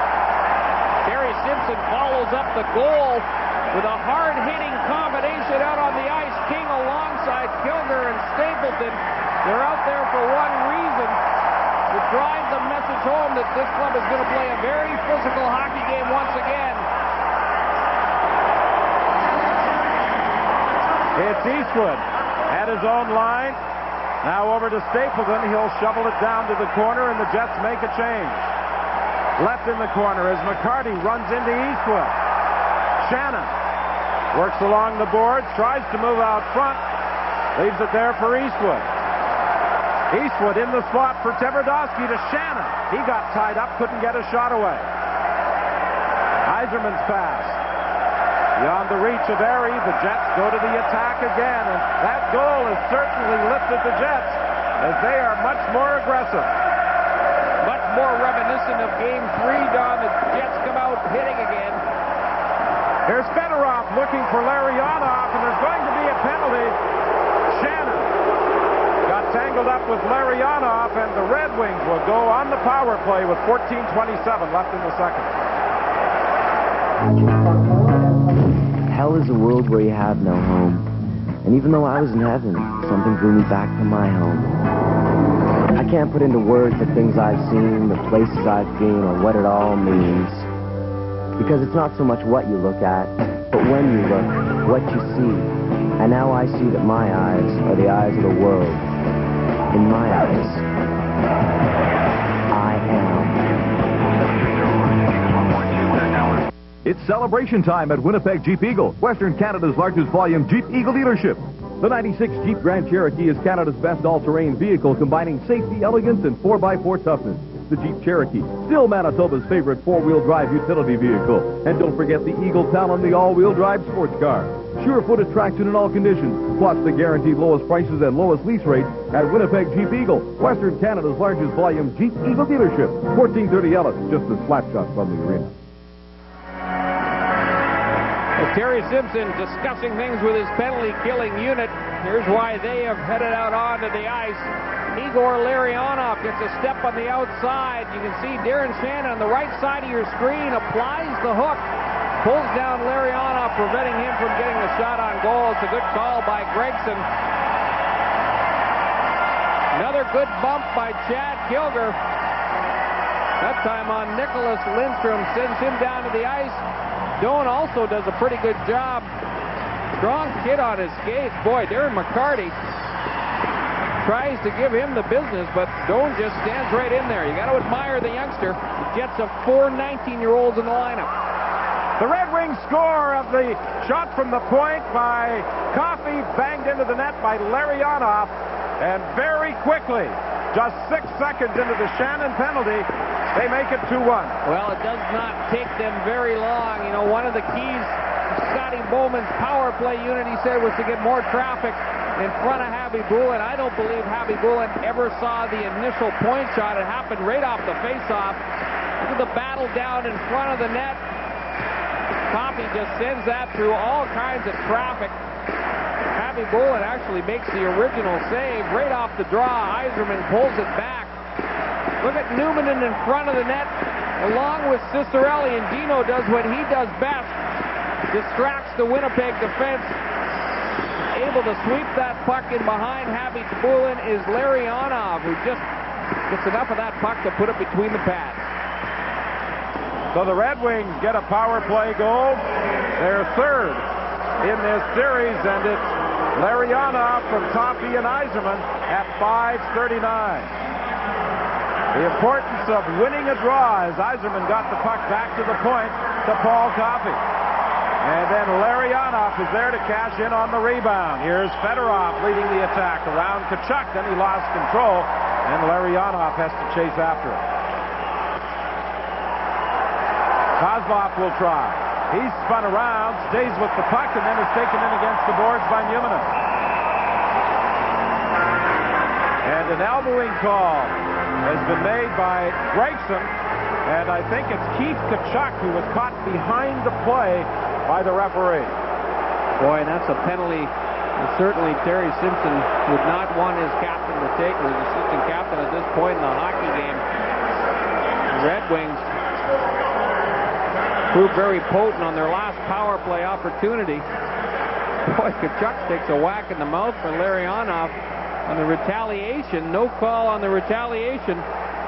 Tkachuk for elbowing at 6:16, and once again, Detroit power play starts with the face-off deep in Winnipeg territory. Well, that's how it clicked the last time, with Yzerman winning the draw, getting it back to the point to Paul Coffey. Yzerman will take the face-off again. Lidstrom and Coffey are back on the point. You know, Lidstrom has been very quiet in this playoff series. During the regular season, he had a career-high 67 points, 37 of them on the power play. I remember 2 months into the season, I was covering a game involving the Detroit Red Wings, and everybody was raving about the play of Lidstrom. They said he is by far the most dominant player on this hockey team. Here's Coffey with a shot, redirected wide by Ciccarelli. Ciccarelli is going to take up a position in front of Habby Bullen if the Red Wings gain control and cause all sorts of grief for the Winnipeg goaltender. Here's Coffey. Ciccarelli is in front of the net. Larionov gets it, makes the shot, back to Lidstrom, over to Coffey. Coffey through traffic, and it goes off Yzerman to the corner. King tries to bank it out, kept in by Lidstrom. Over to Larionov. Ciccarelli in front of the net, fighting with Muni. Now it slides back to Lidstrom. Larionov seems to be everywhere on this power play. Coffey back to Lidstrom. Coffey shot blocked by King, and he'll clear. Terrific effort by Chris King to get his body in between Paul Coffey, line it up directly in front of his own net. The huge block because the penalty killers look tired. Muni fell. Here's Kozlov moving in. He scores! Craig Muni fell at the blue line, and Kozlov took the pass and walked in to make it 3-1. You know, I mentioned that the penalty-killing unit looked tired. Craig Muni had been out there the entire time. You know, when you're tired, you make mistakes. You seem to lose an edge. Kozlov, with all that speed barreling down the left side, there goes Muni. Kozlov just jumps into the hole created. I think he slips it right between the pads of Nikolai Habby Bullen. All of a sudden, that Detroit power play comes alive, and 2 quick goals have put the Jets in a bit of a hole. Habby Bullen, a little bit deep in the goal crease, gives Kozlov some space as he walks out of the corner with that puck. Well, back-to-back power plays. First was Larionov. This time it's Kozlov from Fedorov at 7:22. And it makes it a 3-1 hockey game. The Red Wings in front of the Jets. Twice this year during the regular season, the Red Wings scored 4 power plays in a game. Once against Winnipeg. That was on the 12th of March. The other time was in their rout of the Montreal Canadiens by a score of 11-1. Primo fires it rink wide for Maltby. Maltby's shot steered to the corner. It bounced away from Draper. Draper tried to keep it onside. Now a lead pass for Tkachuk. Tkachuk gets it to Janney. Janney tried to go cross ice. Olchek following up, couldn't get a stick on it. Manson couldn't keep it onside. Pretty good rush by the Winnipeg Jets, but they come up. They had the odd man situation. They come away without a shot on goal. Well, this crowd was really alive after the tying goal by Janney, but those 2 power play goals by Larionov and Kozlov has quieted the crowd, at least momentarily, here at the arena. Going in deep, looking out front. Doesn't have anybody there. Taken down by McIver. Now McCarty gets it. For Yzerman, he tees it up and fires it wide. Doan and McCarty are battling in the corner, and Korolev up at the blue line, the injured Winnipeg Jets. Well, judging by the reaction by Igor Korolev, it looks like he might have got a stick in the midsection, perhaps a spear. Things all of a sudden look like they're about to get out of hand. Dave Manson been running around, and Gregson has put the whistle away for the most part. No question that players have been taking liberties on that last shift. And the guy who's paid the price so far has been Igor Korolev. Detroit up on the Jets, 3-1.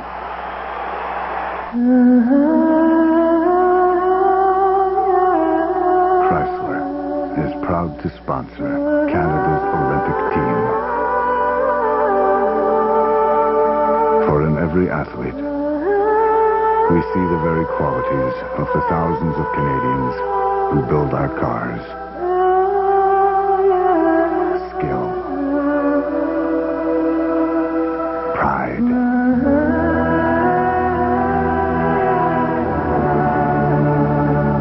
and that burning desire to go faster, soar higher, and become stronger than we ever thought possible. At Chrysler, we're not just building cars. We're building Canada. Well, Terry Simpson is fully aware on this penalty by Mark Bergevin for roughing at 8:30. His team must do something on the power play. Pretty tough to pick it up. Look at Korolev, bottom right of your screen. I don't know if that was the hit right there that sent Igor down to the ice, but looked like he was in an awful lot of pain anyway when he left the playing surface. Gregson makes the call. The Jets with a huge power play opportunity. So far in the series, they have been shut out. The Red Wings had 2 power play goals coming into this one, and their last 2 power play goals have moved them in front by 2. I mentioned that Gregson had put the whistle away for a while. Boy, Dave Manson, Darren McCarty were going at it pretty good. And Gregson, you couldn't see him, but he was just to the right of your screen, and he was just both watching them, making no indication whatsoever that he was going to send them off. Teppo Numminen trying to move out, being bothered from behind by Fedorov. Fedorov forces the Jets to circle back in their own zone. Boy, McIver's having problems escaping Fedorov, who is persistent with that forechecking. Now Fedorov will go to the bench. Out comes Bob Airy. Pass for Numminen. He leaves it for Tkachuk. Tkachuk got to the line, then lost control.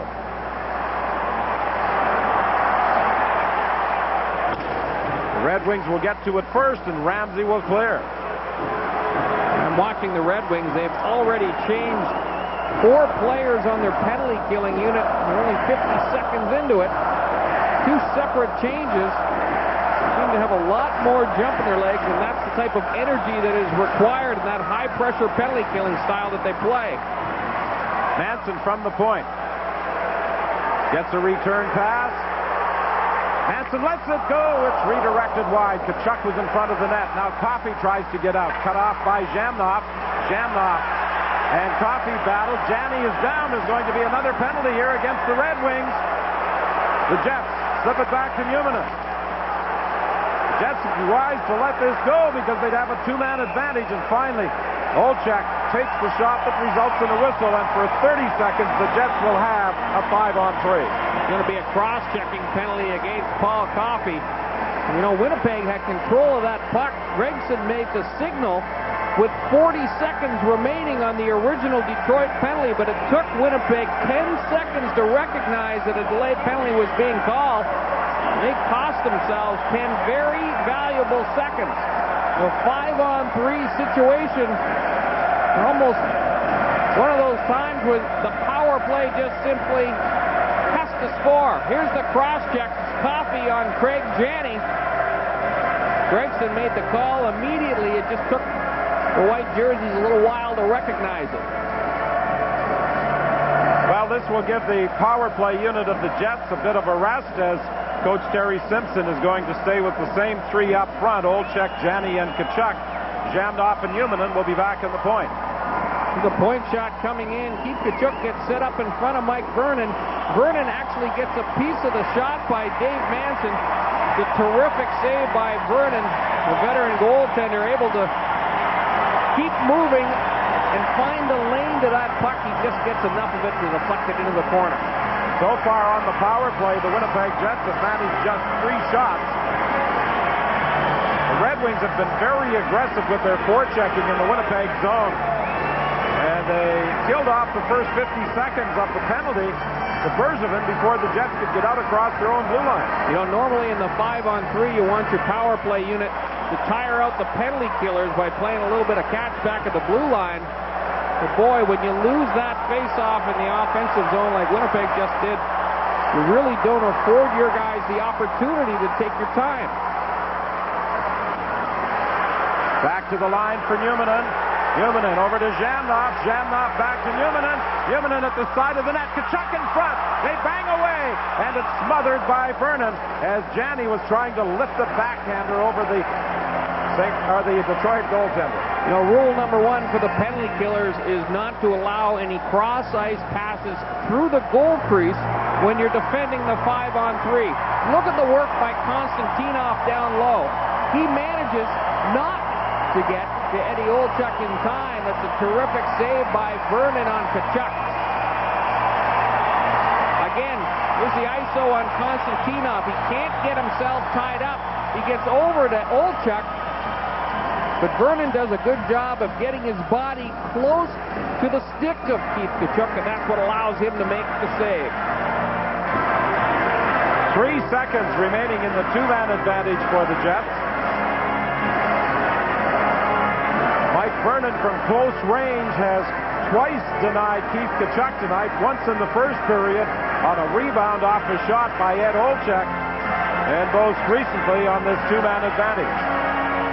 Scotty Bowman sent Steve Yzerman over to the timekeeper's bench to check to make sure that the clock was started on time. And Bowman thought that perhaps the penalty killers had killed off the first penalty. The discussion still ongoing between Gregson and Sergei Fedorov, but I don't think that this will upset the Winnipeg Jets because their power play guys a little bit of an extra rest, and they've been out there on the ice an awfully long time.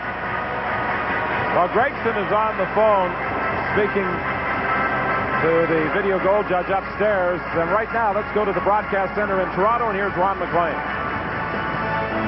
Okay, Don, Terry Gregson's going back to where he belongs, so let's just show you a couple of goals here. Quickly, at 16-16 of the third period, Pierre Turgeon finally breaks out. His first goal of the playoffs from Petrov. As they say, 16-16 the time. There's 2 minutes left. Rangers leading 4-3 in Montreal. And in the final seconds of the second at St. Louis, Brett Hull's shorthanded goal makes it 3-0. The Blues lead the Leafs going to the third period at the Kiel Center. From the face-off, Ed Olczyk with a backhand shot. Stopped by Vernon and cleared down the ice, and now a 1-man advantage, 1:19 remaining in the Winnipeg power play with Paul Coffey in the penalty box. Tkachuk attempted to drive it in. It went off Lidstrom's stick and out of play. You know, ideally, the Jet power play doesn't want Tkachuk handling the puck through the neutral zone. They'd like to have it in the hands of Alexei Zamnov because, again, he's their best forechecker. If he's the guy that has to dump it in, it really reduces,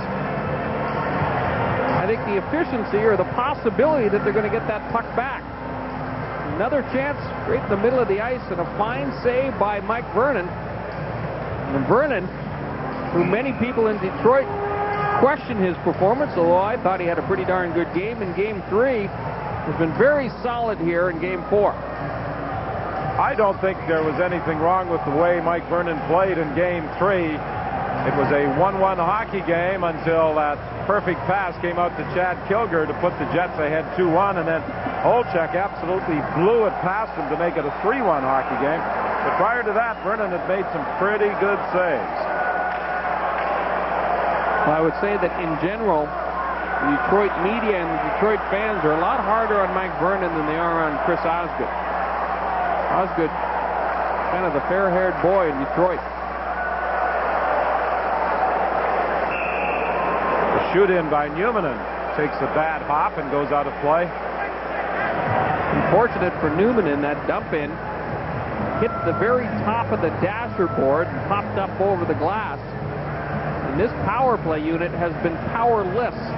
At the 5-on-3 for a full 30 seconds. With the one scoring chance, and that's been it. Penalty killers again for the Red Wings, doing a tremendous job.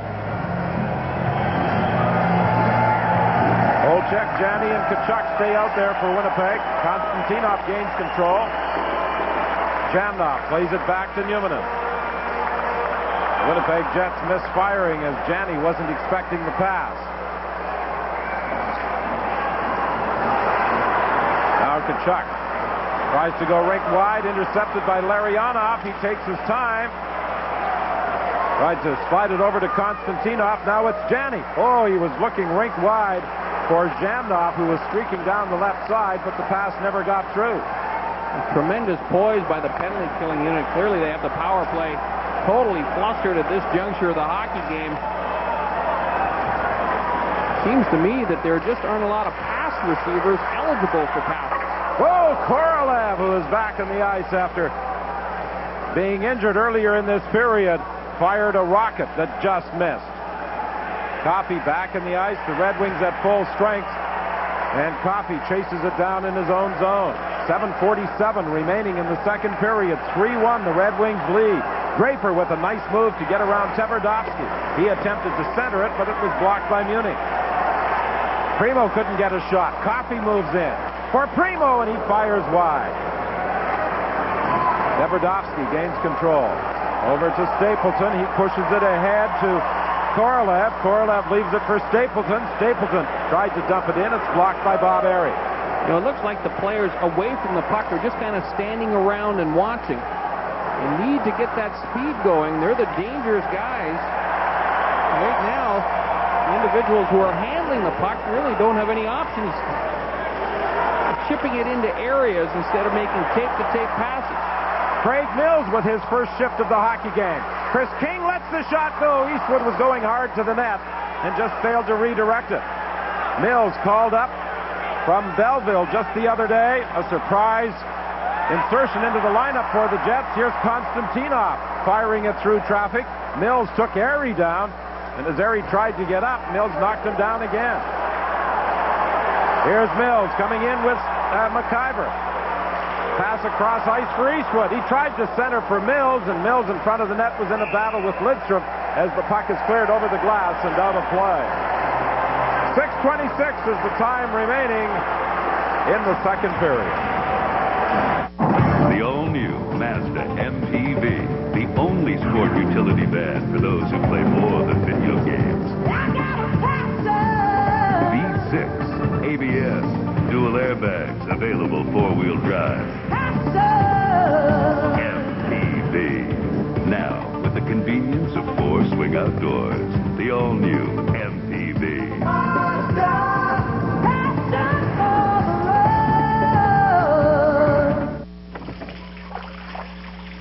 Hope you've got an insurance broker. Because an independent insurance broker works for you as a highly trained insurance expert who anticipates your needs to cover you best. Be part of the playoff madness. Stanley Cup Crowd Noise, presented by Midas, comes to CBC starting in April.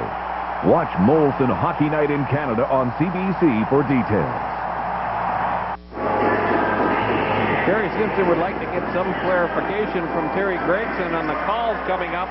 Dave Manson and Darren McCarty. No love lost between those two players. Ended up that McCarty was involved with Chris King at the end of that shift. Both players penalized. Craig Mills, first shift of the hockey game. It's a pretty good shot in on Bob Airy. It's exactly what Terry Simpson wanted from the rookie. With Mills called up from his Belleville junior team after it was eliminated from the playoffs, the Jets have 4 19-year-olds in the lineup tonight. Jamnov tried to feed it back to the point, broken up, and away goes Coffey. Tkachuk settles it down in his own zone to Newman. 6:07 remaining in the second. The Red Wings leading by a score of 3-1. A couple of power play goals, breaking a 1-1 tie here in the second period. Now Keith Tkachuk goes in after it. The icing is waved off. Coffey moves it over to Lidstrom.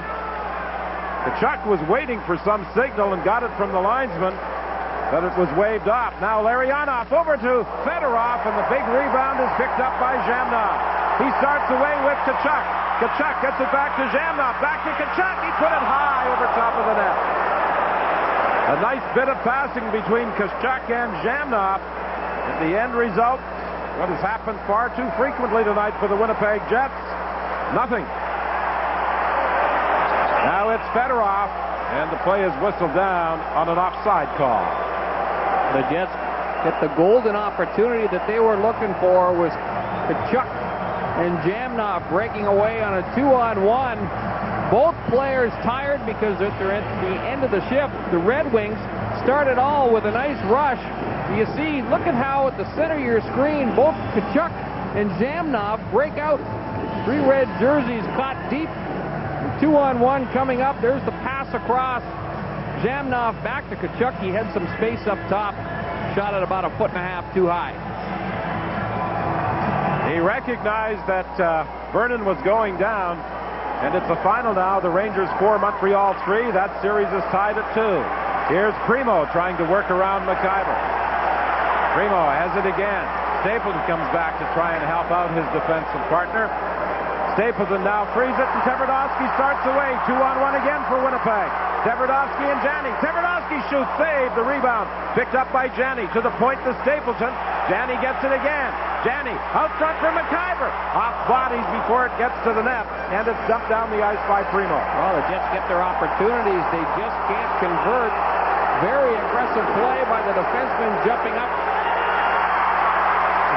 Stapleton and Konstantinov mixing things up, and I think Stapleton is going to go. Now that was a very undisciplined move by Mike Stapleton, because Konstantinov was down when Stapleton skated up to bump him.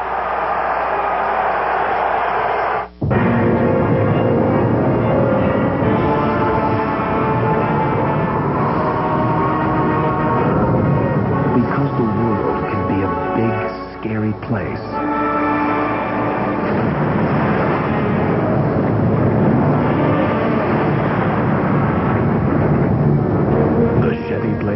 With the exclusive driver control system. It's nice to know it's there. Forget Robins. Canadian Tire spring sale tells me spring is finally here. I need a spring sale because I need spring stuff. I picked up a 5-gallon wet-dry shop vac for only $47.99. Check out this single-speed Makita 3/8-inch cordless drill for $39.99. The best names at the best prices.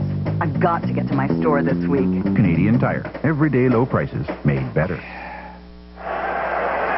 Everybody lobbying right now with referee Terry Gregson to get an explanation of the penalties. It's going to be a double minor levied against Stapleton. Keep an eye on the top left of your screen. There's the original high sticking call against Stapleton. And when Konstantinov hit the ice, well, then Stapleton went back at him and worked him over a little bit. He drew the additional 2 for roughing. You hear the crowd reaction anytime Konstantinov hits the deck. You got to wonder a little bit. He does have that kind of reputation. But Stapleton took a very foolish additional minor penalty by skating over to Konstantinov and running right into him. Here's how it all starts. Watch Konstantinov. He sticks the leg out. There's knee-to-knee contact. Very dangerous play, and that's perhaps why Stapleton went back at him with the stick high. But he's put his team in a huge hole. The Red Wings power play has been potent in the second period. And there's going to be a delay while some of the litter is cleared off the ice, because the fans did not like the penalty call nor the reaction of Vladimir Konstantinov. Red Wing power play, 2 for 3 tonight with 5 shots. Goals by Larionov and Kozlov. You know, you look at this hockey game, a couple of power play goals for the Red Wings. The Jets have had their chances. Mike Vernon has been tested in this second period. Again, here's the work by Konstantinov. He sticks out his left leg, flips Stapleton. There was no call on that play. A couple of good opportunities for Winnipeg. Oleg Tverdovsky in on Mike Vernon. Vernon just stands his ground.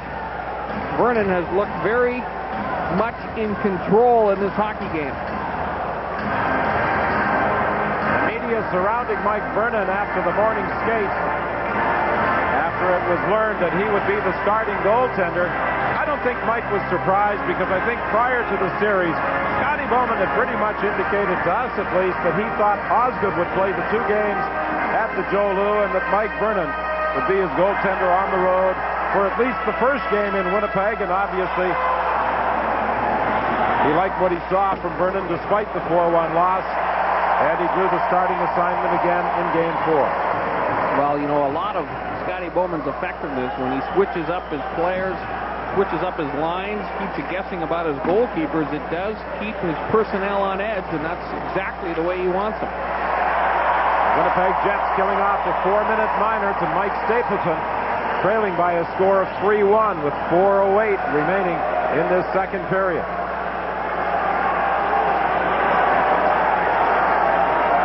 All Coffey flips it in high off the glass. Then back to the line. It bounced away from Lidstrom. Tkachuk races after it. Tkachuk trying to work his way through, and there's going to be a penalty as he's knocked down by Nicholas Lidstrom. That's a terrific play by Keith Tkachuk to really step up. Gets the jump on Lidstrom. You know that Gregson was going to make that call. Again, let's go to the broadcast center in Toronto and Ron McLean. Okay, Don and Brian, let's just show you John LeClair's second goal of the game at the Thunderdome. It's a bullet as he beats Jeff Reese unassisted. About 7 minutes to play now in the third period down in Florida. 4-1, the Flyers lead the Lightning. Well, the Philadelphia Flyers had some injury problems going to Florida for the 2 games there, but LeClair is back tonight. Here's the penalty call as Lidstrom trips up Keith Tkachuk with 3:07 remaining in the minor penalty to Mike Stapleton, the double minor to the Winnipeg forward. The Jets get the face-off deep in Detroit territory, but you know they have not got the job done in the face-off circle. In fact, end zone face-offs and key defensive face-offs, Winnipeg is only 1 for 6. Vladimir Konstantinov back out onto the ice for another shift. Certainly the goings over did not affect him all that badly after all. What a surprise, Don. 3:43 remaining in the second.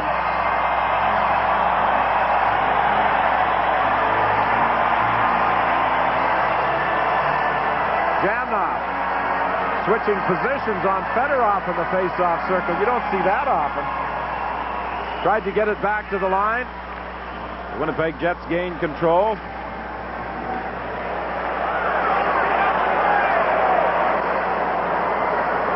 Now it's Norm McIver up through the middle, and Korolev could not handle it. Korolev forced back in his own zone by Fedorov. Now Newmanen moves it ahead to Korolev. Korolev gets to the line, drops it over to Jamnov. And at this time, we say hello to viewers who have been watching the action between Calgary and Chicago here at the Winnipeg Arena. The Red Wings with 2 power play goals in this second period by Kozlov and Larionov after Craig Janney had tied it, lead by a score of 3-1. They are playing 4 against 4 at the moment, with Mike Stapleton serving a double minor and Nicholas Lidstrom in for 2. You know, there's been an awful lot of 4-on-4 hockey in tonight's game, end result being an awful lot of skating room for the Red Wings. They have looked like a well-oiled machine. Here's Yzerman with some skating room. He drives to the net. The puck is loose in the scramble. And it's held out by Habibulin once again. Earth-shaking news for everyone who owns a car from Canada's tire store, Canadian Tire. Now, for a limited time, take advantage of special buys on quality North American-made Motomaster tires. Like all 13-inch Motomaster AW Plus tires for just $43 each. 14-inch are $53 each, and 15-inch are only $63 each installed. But hurry, offer ends April 27th. Everyday low prices? That's good. Great sale prices on tires? That's better. Canadian Tire. Everyday low prices made better. Well, Steve Yzerman came close to making it a 4-1 hockey game. You know, it hasn't been an uncommon sight in tonight's game to see the red jersey streaking down the wings and cutting in all alone. Abby Boulin has been sharp again in this hockey game, but it seems like that speed of the Red Wings has allowed them to get outside of that Winnipeg defense. Here's a chance for Yzerman, and he was checked by Tverdovsky. Abby Boulin was down, and the rookie defenseman saved a goal. Tverdovsky has the kind of speed that he can recover and get back, but Detroit's forwards have had just too much time. Here's Tkachuk circling behind the net. He lost his balance as he was driving in hard and had problems controlling the pucks. But it was a nice give and go with Jani and Tkachuk. Now Tkachuk will redirect it down into Red Wing territory as the Jets make a change. In 14 seconds, the Red Wings will have the power play. Paul Coffey has Kozlov with him. Coffey decides to carry on. He's spun around by Manson, and there's going to be a Winnipeg penalty. And Manson is really upset. He started to say something to Gregson, and the fans again are throwing debris onto the playing surface.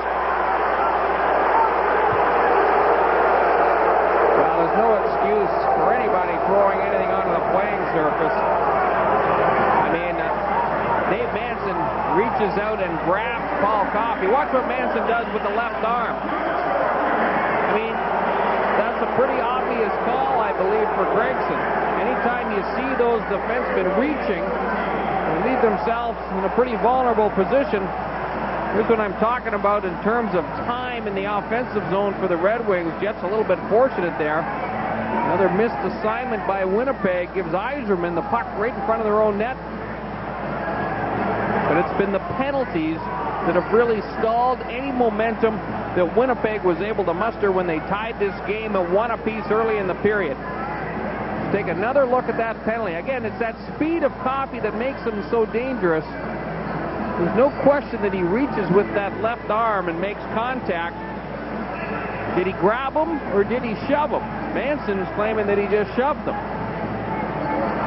But it was a tripping call that was assessed by Gregson against Manson. Well, that's a little tough to figure out, whether or not he tripped him. You know, it's a tough road to hoe for the Winnipeg defense because all night long Detroit has been attacking with incredible speed. And faced with that kind of speed, you're going to get beat to the outside. So with 1:43 remaining in the second period, the Red Wings will have a two-man advantage for 107. You know, and again, you go back to the 5-on-3 situation for Winnipeg. It really didn't muster much of an attack. Well, the Red Wings now faced with a similar gift.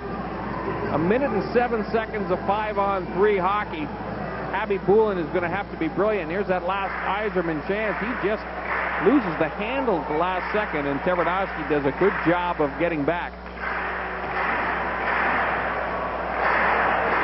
Well, Terry Simpson hasn't been able to use all of his bench the way he may have liked in this second period because of all the special team play.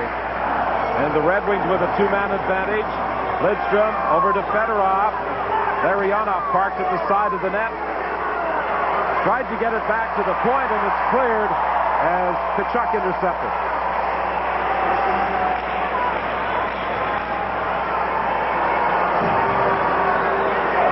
Yzerman gains the line. Uni tries to stay with him. Yzerman throws it back to the point to Fedorov. Lidstrom has his stick raised and ready. Now over to Fedorov. He moves in. Larionov looking to work the give and go. I had to give it back to the line. Lidstrom to Fedorov. He tees it up, and Abby Boulin got a piece of it. That's what I'm talking about, playing catch-up high. Tires out Alexei Zhamnov. They score on the rebound off the shot by Fedorov. Larionov banged it in out of the air. And the Red Wings will still be on the power play because there was 18 seconds remaining in the two-man advantage. And Detroit now has a 3-goal lead, 3 power plays in this second period. Well, it's been quite a night for Igor Larionov. Been a factor all night long. Usually, he's the man handling the puck. This time, he is the finisher for Detroit. Here's the point shot. Habby Bulin makes a good stop. Significant that the original shot goes up high, but the rebound just pops up into the air. Larionov, the baseball swing at it. I don't think it was Larionov. It was actually Dino Ciccarelli that bats it in. Dino does what he does best. Tremendous eye-hand coordination. Ciccarelli is the man that pops it in behind Habby Bulin. One last look at it right here from the overhead camera. Look at the play. Both Dino beats Larionov to the punch. And that's the 29th career power play goal in the postseason for Ciccarelli. Both he and Larionov took a swipe at it, but it was Ciccarelli's stick that got there first. You know, you watch Dino Ciccarelli in practice every day. He spends a good 5 to 10 minutes doing exactly that, having his defensemen float shots into the front of the net. He just redirects them for the tips and practices batting them out of midair. Practice makes perfect, I guess. Well, they both took a swipe at it, both followed through, and it was Ciccarelli who appeared to get the stick on it. And we'll wait for the official, but it appears as though it is Ciccarelli's first goal of the postseason. And this is a rather glum crowd now at the Winnipeg Arena. Let's go to the broadcast center in Toronto and Ron McLean. All right, Don, we go to the Kiel Center in St. Louis. Toronto Maple Leafs are having a tough night. Here's Stefan Matteau to Brian Noonan, his buddy in the slot, and he scores the second of the Stanley Cup playoffs, make it 4-0 Blues in the third. Here it's 4-1, the Wings leading the Jets with 54.3 seconds remaining in the second and still 1:11 remaining in the penalty to Dave Manson. Now, I just looked down at Paul Coffey. He kind of give the signal to Keith Primo, let's go, let's keep going here. The Red Wings smell blood. And Primo gains the line for Kozlov. Kozlov is checked. And King will clear. Fedorov and Lidstrom draw the assists on the power play goal by Dino Ciccarelli. And it's Fedorov trying to set things up again. He shoves it across to Lidstrom. Lidstrom over to Coffey. Coffey throws it into the slot. It bounces back to the net. Primo being harassed, feeds the point. There's the shot from a point by Lidstrom, and that was blocked before it got to the goal, and it's dumped down the ice with Coffey going back after it. He glances up at the clock. Is there enough time? Not with this pass. And this is an icing call against the Red Wings just as the horn sounds to end the second period. Well, the special teams get the job done for the Red Wings. Some ill-advised penalties by Winnipeg come back to cost them. And the power play for Winnipeg can't get anything going. That has been the difference in the hockey game. So 3 power play goals in this second period have vaulted the Red Wings into a 4-1 lead. It's going to be difficult now for the Jets to come back in the third. It's time to play. Roll up the rim to win. At Tim Hortons, where everything's always fresh. Even the prizes. Win. One of 15 1997 Ford Escort LX sedans or wagons. Roll up the rim to win. 5,000. Raleigh mountain bikes. Or over 8 million Tim Hortons prizes. Roll up the rim to win. Drink the coffee first, people. Roll up the rim to win. They're rolling off the line. Wow. Boats, boats, boats. See what's hot for 96. All makes, all sizes at the Kenora Boat Show and Sale, April 25th through 28th at the Kenora Rec Center. Get the best prices of the season at the largest boat show in northwestern Ontario. See displays by Challenger Marine, Harborview Marina, K Sports, and Pat's Outboard. The Kenora Boat Show and Sale, April 25th through 28th at the Kenora Rec Center. It's worth the trip to see what makes Kenora the boating capital of central Canada. Clear vision, expert design, hydroflow cushioning, all that, and yet they're still not officially Brooks shoes.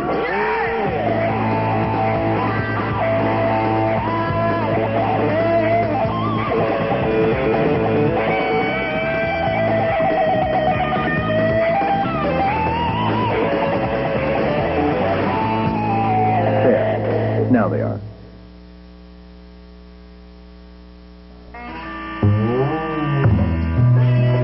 You gotta tell me what it is. You gotta tell me the truth about this thing here. Truth about this thing here.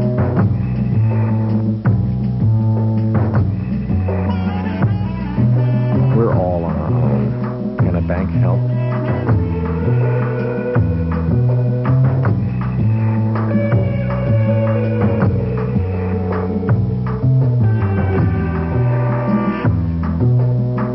It may not always start.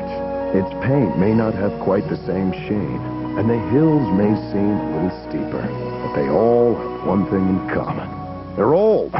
Introducing the Volkswagen 2-year lease. No charge scheduled maintenance. 2 years of driving a new Volkswagen. 2 years with nothing to do but driving. On the road of life, there are passengers and there are drivers.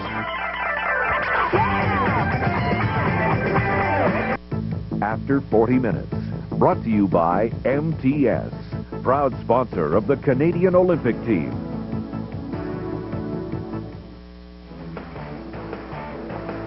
Sergei Fedorov with 3 assists. The Detroit Red Wings, a big third period on the power play. They lead the Jets 4-1 now after 40 minutes of play. A special bonus edition of After 40 Minutes. After 40 Minutes action in St. Louis with Bob Cole and Harry Neal. Himalev is in the penalty box, a hooking call at 11:23 of this third period. We understand the second period is over in Winnipeg. Detroit up 4-1. We welcome you, viewers, to this one in St. Louis. You see Domi going for the net. Might have had a shot at it, but there's Himalev. Hauled him down. It is 4-0 St. Louis. 8:30 left in the third period.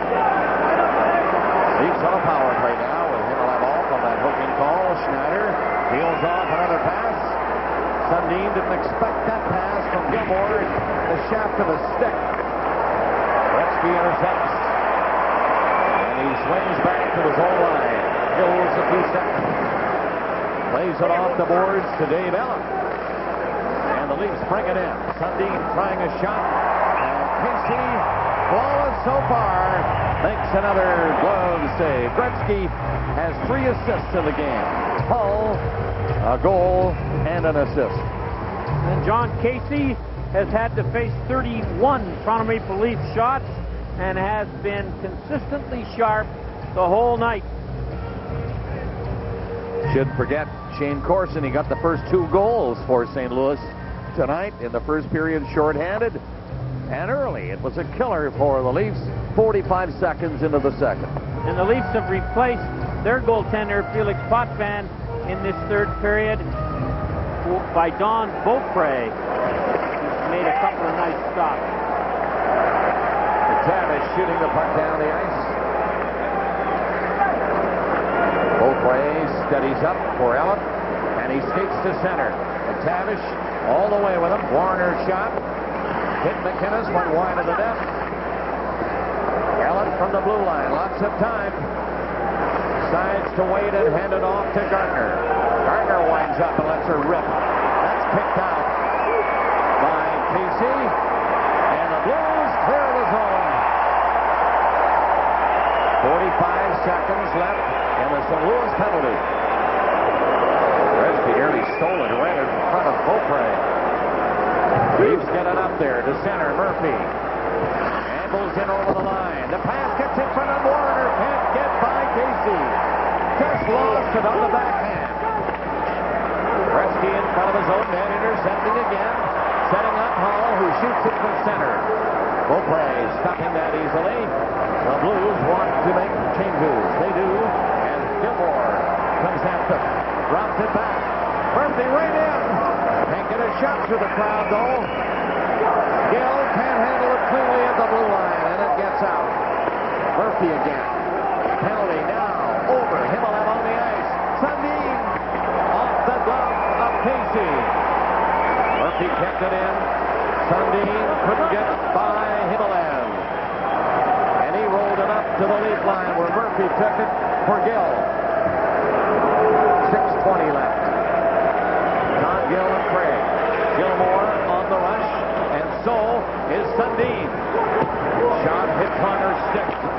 Went to the boards. Hessel doesn't clear. Yaskevicius shot. Casey again. Saw it all the way. And down the ice he goes. He's made 34 saves in this game now. John Casey will be back. Blues in a position to do what the Detroit Red Wings are in a position to do, and that's take a 3-1 series lead as they are up 4-0 at the Kiel Center. We'll have more on Molson Hockey Night in Canada on CBC after this. The Olympic spirit, to strive, to soar, to face any challenge. It means so much more in real life. That's why MTS created the Spirit of Canada Fund to support programs that help develop, train, and show our children that in life, as in sport, anything is possible.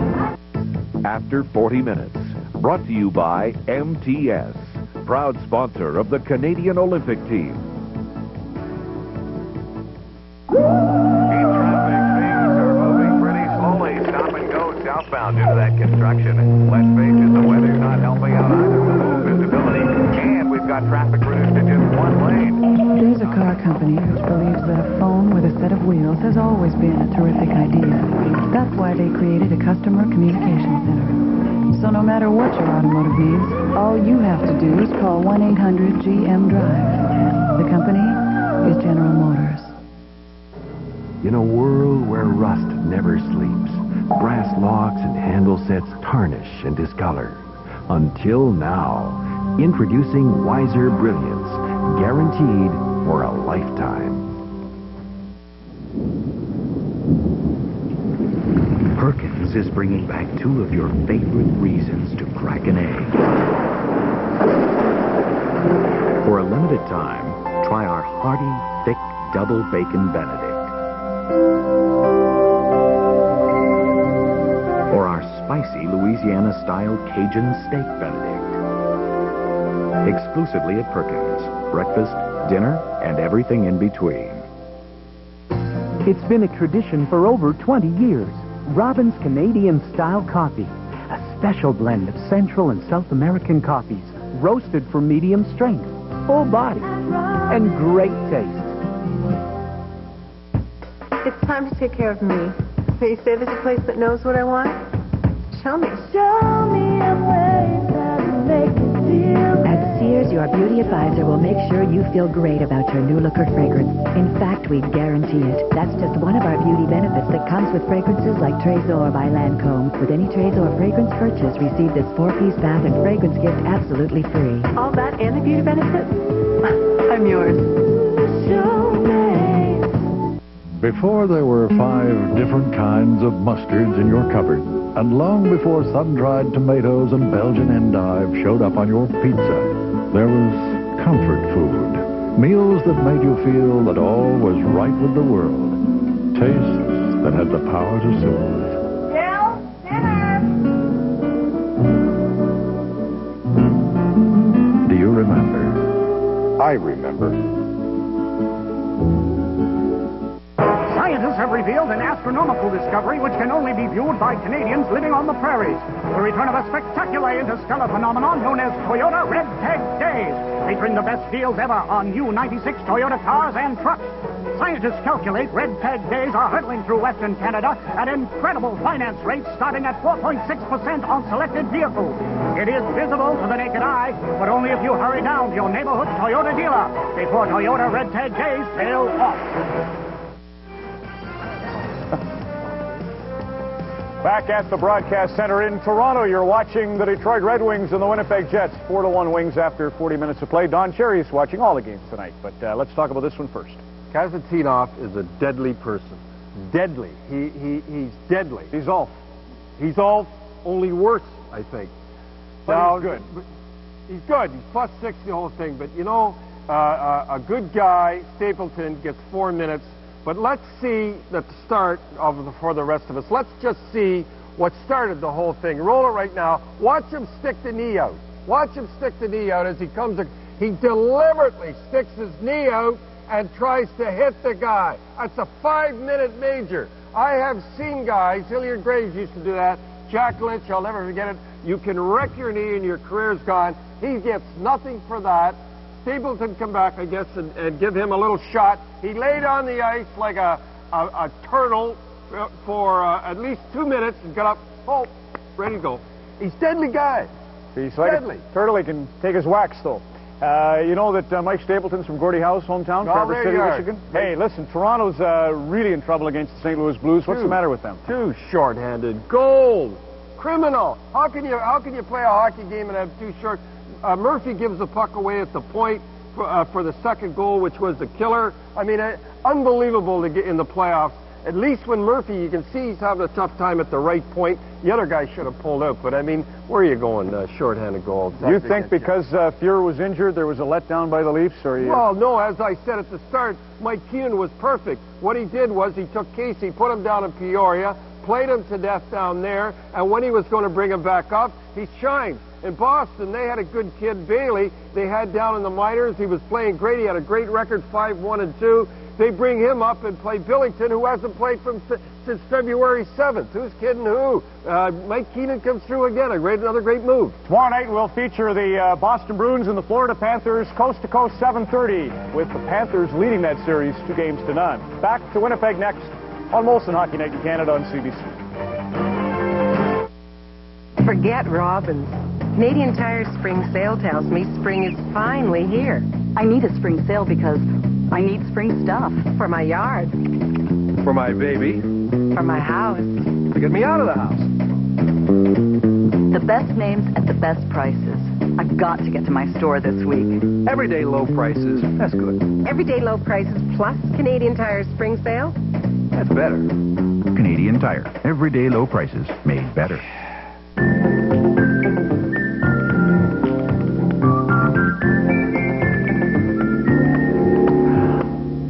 When back pain strikes, ordinary pain relievers often aren't enough. Doctors recommend Robaxacet.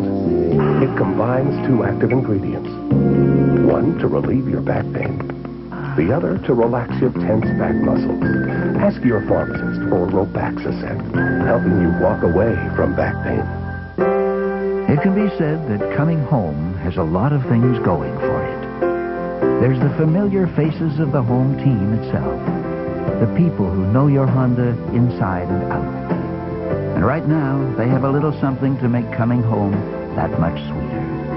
A genuine Honda oil and filter change for only $19.95. So why open your hood to strangers? Bring it home to Honda. Looking for a lot of fun that doesn't cost a lot? Scratch and win lottery games. Easy to play, easy to find. When you're feeling lucky, play Scratch and Win lottery games. I always said I'd introduce my sons to Bumper to Bumper early. They're brand name parts. I mean, a repair's going to last. With Bumper to Bumper, you get no surprises. More than you can say about life. Oh, Dad. For my own car and my business, it's Bumper to Bumper. Here's a highlight from the Kiel Center in St. Louis, where it's now 5-1. Actually, I can tell you Toronto's just scored. Brian Noonan from Stefan Matteau and Gretzky, then Brian Noonan from Casey and Matteau. Noonan always seems to score in pairs, so did Corson. So under the arch, it's 5-1. The Blues lead the Maple Leafs in the third period. It's all over in Montreal. The Rangers even the series. Messier a goal and an assist. Graves now has 5. John Leclerc had 2 goals. He's got 3. So does Otto and Howardchuk in the playoffs. Lindros had a helper. And I can tell you Calgary has just broken those goose eggs. Calgary 1-0. 4-1 meantime in Winnipeg on Molson Hockey Night in Canada on CBC. Some tires are best for winter. Others for wet weather, or comfort, or durability. Now Michelin gives you the best all-season tire for winter, the best for wet weather, the most comfortable, and one guaranteed for 6 years unlimited mileage. Best of all, it's one tire. Michelin's new X1, the biggest revolution in tires ever. If you were building the perfect sedan, how would you do it? Well, you'd start with the luxuries you could get, like a Bose audio system with 6 individually tuned speakers and a keyless remote entry. Install a powerful 190 horsepower V6 engine. Then as a finishing touch, you'd put it on Car and Driver's 10 best list. Nissan Maxima, the perfect sedan.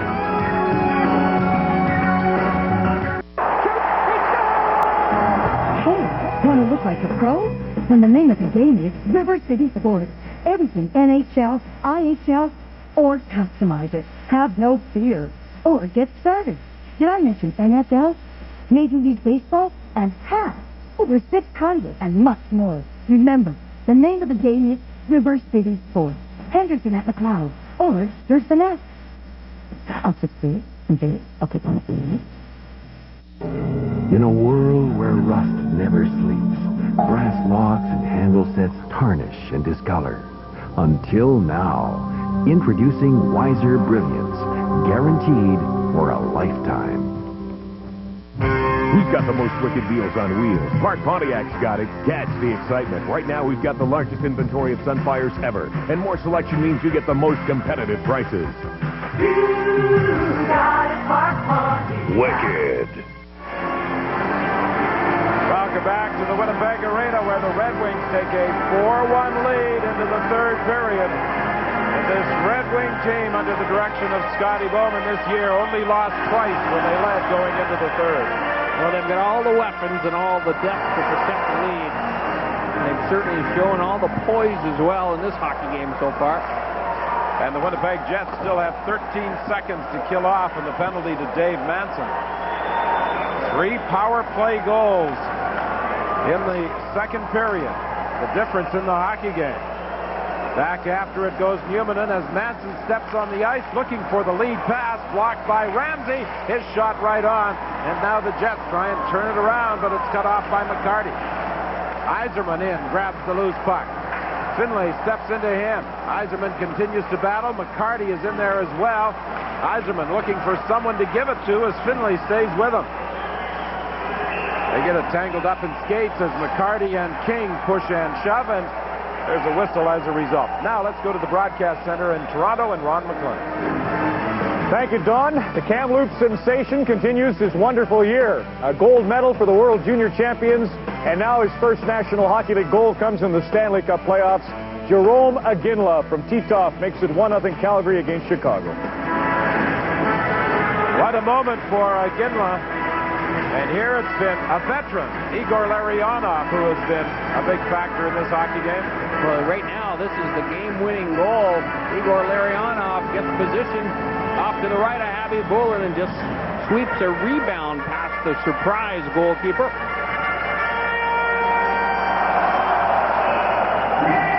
Fedorov, Larionov, Konstantinov, and Fedosov, who are out there now, along with Kozlov, the Russian 5. They've logged a lot of ice time. High shot that is knocked down by Abby Bullen. Konstantinov tried to pinch in and keep it onside. He collided with Korolev in the process. Again, Abby Bullen decides to cover up with 2 Red Wing players converging on him. 1-0 in the first period. At 1:22, Konstantinov got his first of the playoffs. But it was the power play that undid the Winnipeg Jets after Janney tied it at 4:09. The assist by Paul Coffey on the go-ahead goal by Larionov is 176th career point in the postseason, and that ties him for 6th place in the all-time list with Jean Beliveau. Coffey's having himself another pretty good night, but you can say that about an awful lot of players in that Detroit lineup. Here's a steal, and Larionov fires it just wide. Kozlov from a sharp angle. Winnipeg Jets just aren't clicking with those passes coming out of their own zone, and the Red Wings are one of the reasons those passes aren't clicking, because they are covering up many of the passing lanes. Well, they're standing. Look at how they quickly close the gap on whoever is handling the puck. And again, you pressure the puck carrier, and eventually they make mistakes. Terry Gregson has called a hooking penalty against the Red Wings' Keith Primo as Alexei Zhamnov was hauled down at the line. But the Jets on the power play have not been able to do anything. Now let's join Mark Lee as he stands by with assistant coach Randy Carlisle. Randy, I'm not saying anything that isn't obvious. The team seemed to lose its composure in the second period. Well, you can't take penalties against the Detroit Red Wings, and we took, I think, some personal vendettas out, and we were getting frustrated, and it shows in the scoreboard. Anytime you get down to a 5-on-3, and then we played half the period in the penalty box, so you can't mount much of an attack there. Exactly. On one of the goals, Craig Muni fell down. It seemed to be a case of fatigue, and I'm wondering if the sheer speed of the Red Wings is beginning to take its toll. Well, they got a quick team, but, people fall down all over the place. It's very unfortunate for Craig Muni, and they had a 2-on-1 out of it, and they end up scoring a goal on it, but those are the breaks of the hockey game, and we have to work through those things. What approach now will you take in the third period? Well, what we have to do is play the game a little bit more in their end, get puck dumped in and get some finished checks, and you never know what happens. We've got a lot of energy in this building left, and I think we've got to come out here with a solid third period. Thanks, Randy. You're welcome. But so far, the Jets just can't organize anything, even with the man advantage. Now it's Jamnov trying to set it up. As he tried to break through, he's stopped by Lidstrom. Almost impossible to penetrate. 4 penalty killers lined up at the blue line. The Jets have got to find a way to dump it in with a purpose if they're going to get it back. Olczyk back to the point to McIver. McIver plays it back at the net. Tkachuk for Olczyk in front. Danny couldn't get a shot. McIver fakes it. He shoots. And right there to grab it is Mike Burke. Tell you what, Norm McIver had Keith Tkachuk wide open in the slot area. I don't think, obviously, McIver saw him because Tkachuk had no one standing around. And watch what happens. McIver does the smart thing. Picks up the loose puck and moves in, but watch on the right side of your screen. There's Keith Tkachuk all alone, banging his stick on the ice, and Norm McIver didn't spot him till it was too late. 1:11 remaining in the Primo penalty. Eddie Olczyk goes to the bench. McIver and Newman are back in the point as Jamnov will take the faceoff. Chris Draper is in the face-off circle opposite Jamnov.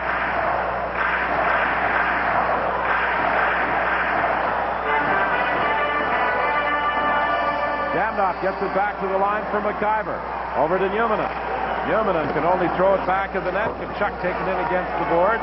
Jamnov frees it. Out for McIver. McIver couldn't get a shot away. McIver plays it back to the net. Tkachuk was knocked down. McIver will get it again. McIver over to Newman. Newman cross ice for Jamnov. He couldn't shoot it. Jamnov back to the line. Now he lets it go through traffic, and it was deflected wide, and Draper will clear.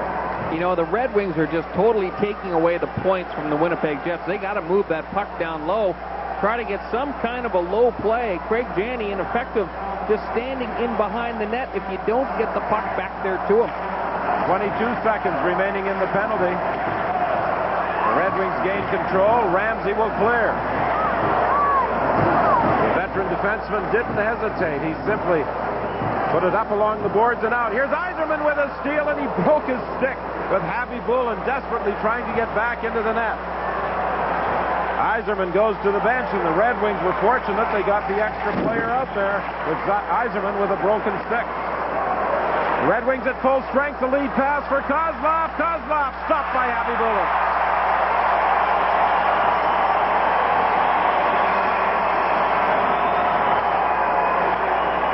Konstantinov spun around by Shannon, but he'll flip it the length of the ice, and this will be an icing call against the Red Wings.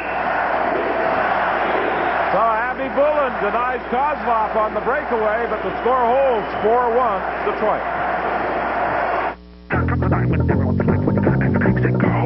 Roaming around your world, the experiences, exploring an unpublished map you have inside, winding up making yourself at home. And when in Rome, you know. Why? Because I am.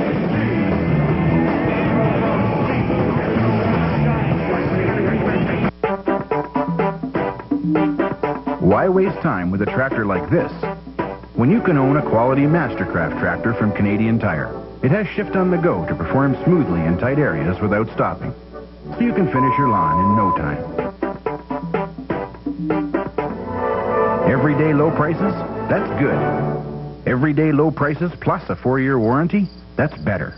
Canadian Tire. Everyday low prices made better. Well, the two big scoring threats for both of their respective clubs, Fedorov and Tkachuk. I think that Fedorov has really stepped his game up a huge notch. Tkachuk has been double shifted for the majority of this game so far. He just hasn't been able to break through with a big goal. Did, however, make a nice play on Craig Janney's goal for the Winnipeg Jets. 4-1 is the score. The Wings leading, and in scoring chances, a wide margin for the Wings. They have had 18 quality scoring chances. The Jets just 7. You know, they tested Vernon in that second period. He had to make a couple of big stops, but for the most part, this game has been all Detroit. Tverdovsky through traffic in front of the net. Mills was trying to set up the screen, but Vernon was able to see it and kick it out. Tverdovsky has yet to score a goal as a member of the Winnipeg Jets. Prior to the trade, he had 7 with Anaheim. Ciccarelli gets set. Flips it back at the net. Tverdovsky comes back to pick it up. His pass bounces off a leg. He gets it again. Ahead to Mills. Mills couldn't get a shot away, and it's turned around with Primo leading the attack. His pass was too far for Coffey. Gilger leaves it in his own zone for Dave Manson to McIver. He redirected down into Red Wing territory. Konstantinov back of the net. King got a piece of him, but not enough to knock him off the puck. Manson throws it up the center, picked up by Konstantinov. King is after him again. Larionov has the puck, can't go anywhere with it as it's taken away and dumped down the ice by Manson. The Red Wings, they just don't sit back. You know, Konstantinov with a 3-goal lead, up leading the charge as they enter the Winnipeg zone. Knocked down into the corner by Finlay, but Fedorov is there, and he starts away for the Wings. The fans trying to get the team back into this one. Stapleton checks Fedorov from behind, and that throws the play offside. Let's see what's happening elsewhere on this playoff night. Philadelphia defeated Tampa Bay by a 4-1 score to tie that series. Likewise for the Rangers, they are tied at 2 with Montreal after a 4-3 win tonight. And St. Louis has a 3-1 series lead, beating Toronto 5-1. And Calgary trying to stay alive, avoiding a sweep by the Chicago Blackhawks. They lead at 1-0. 15,567 here at the Winnipeg Arena. We're hoping the Jets would square this series at 2, but it looks as though the Red Wings will be going home attempting to wrap it up Friday night. Winnipeg starting, or trying at least, to get themselves going. Again, it all starts with laying off on the body. King takes a run at Konstantinov, but doesn't appear to be any slowing him down. Here's a chance for the Wings. They score as the loose puck is picked up by Johnson. Maltby was able to bring the puck out front, and Johnson's backhander is really quieted this crowd as he makes it 5-1. You know, that might be Johnson's second or third shift of this hockey game. He's hardly been used. Again, breakdown in the defensive zone cost the Winnipeg Jets. Johnson has all kinds of time. Watch as they go back. Maltby is the man who ends up fishing that puck out from between the skates of Manson, but neither Muni or Manson, 2 defensemen for the Jets, both standing behind the goal line, leave Harry Boulin all alone, and Johnson just calmly flips it over top of him. And I think with this crowd, the realization is beginning to set in with each passing minute and each Red Wing goal that this indeed may be the final game in the National Hockey League ever to be played in this building. Unless the Jets can pull one out at the Joe Louis Arena on Friday night. Olchak attempting to center. The puck bounces at the side of the net, picked up by Yzerman. Yzerman got it to the line for Erie. Tverdovsky desperately trying to keep it onside, but he could not. Back after it goes Craig Janney. For Muni. Muni into the center ice area. Jets can't go anywhere with it. Now it's Konstantinov chasing it down. Korolev is on top of him. Stone was in there trying to dig it out as well, but the Red Wings bring it up to the line. They still can't get out as Korolev is able to keep it onside. Konstantinov will try again.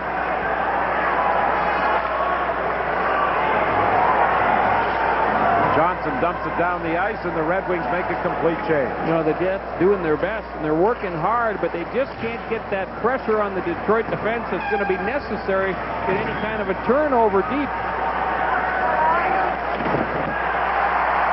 Korolev takes his man Cicerelli in against the boards, but Dino still comes away with the puck. For Chris Draper, he's cut off by Dave Manson, and McIver gathers it up for Winnipeg. Korolev cutting in front of his own net, managed to feed McIver. McIver having some problems. He runs into his own player, Mills. He was facing 4 Red Wings lined up at the Detroit blue line. And that's going to be the story for Detroit in the third period. They're not going to give the Jets much skating room. They're going to have to dump that puck in and then battle down low to get it back. A very disciplined display by the Red Wings. Johnson from Kirk Maltby, the official on the 5th goal for the Red Wings at 5:42. For Johnson, his second of the postseason. 12:07 remaining in the third. The Wings in front by 4.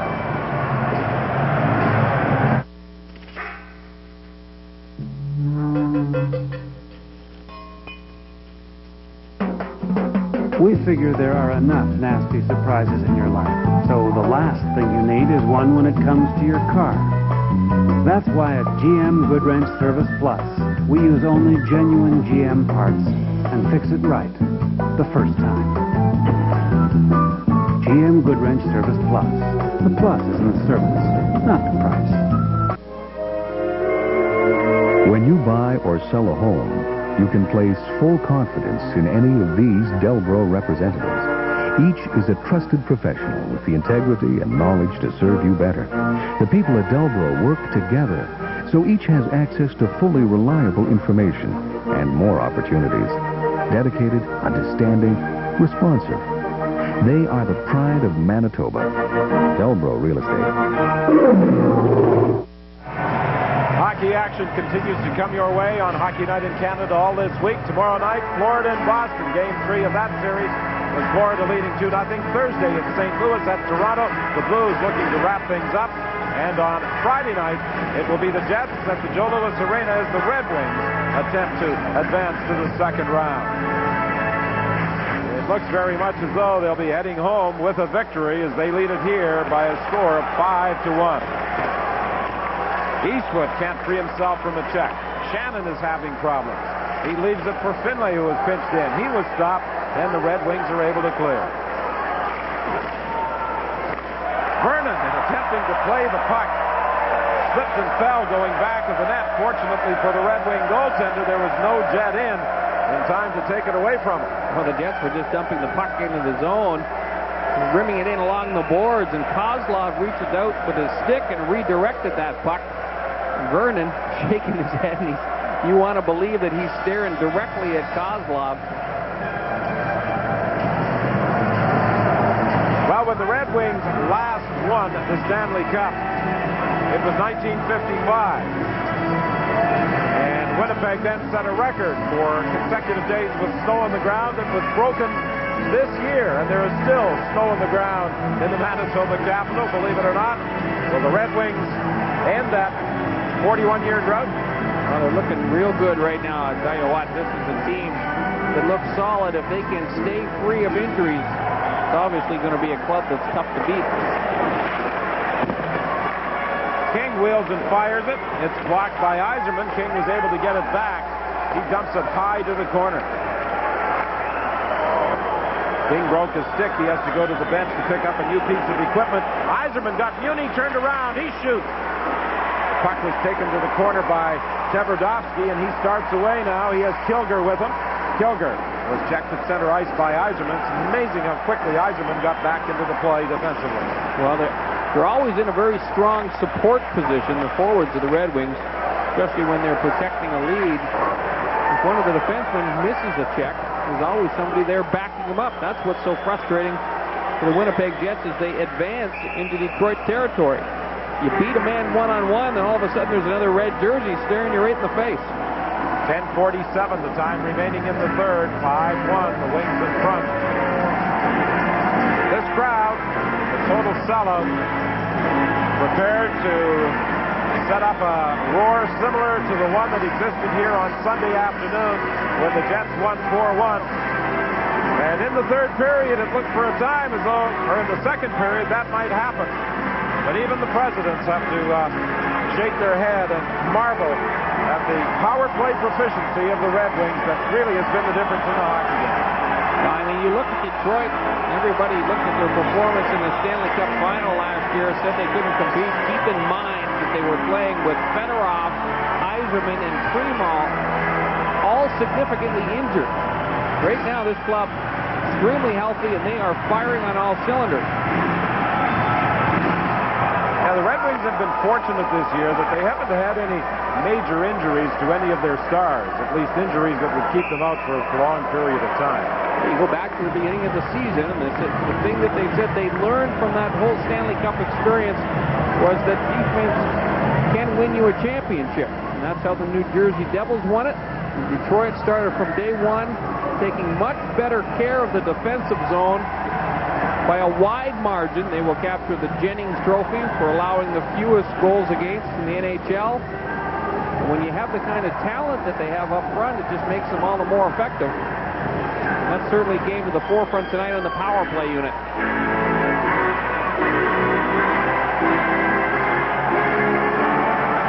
The Jets have 4 players up for the face-off, but the Red Wings gain control.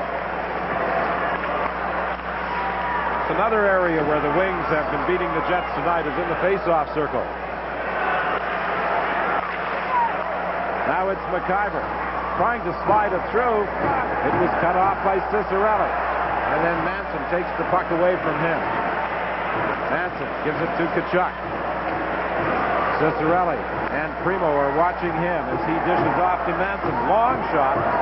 Berman handles that one easily, decides to play it up against the glass under some pressure. Cut off by Janney. Janney gives it to Tkachuk. Tkachuk trying to work away from Lindstrom in front into the spot area for McIver. He couldn't get a shot. Janney has it now. He throws it towards the net. Tkachuk was being tied up. Tkachuk along the boards, plays it to the point. Manson gets set. His shot is blocked before it gets to the goal, and the Red Wings start back. Lead pass for Draper. Draper puts on the brakes. The Wings on the change. Draper tried to slide it through, but it bounced off a body, and a penalty coming up against the Jets.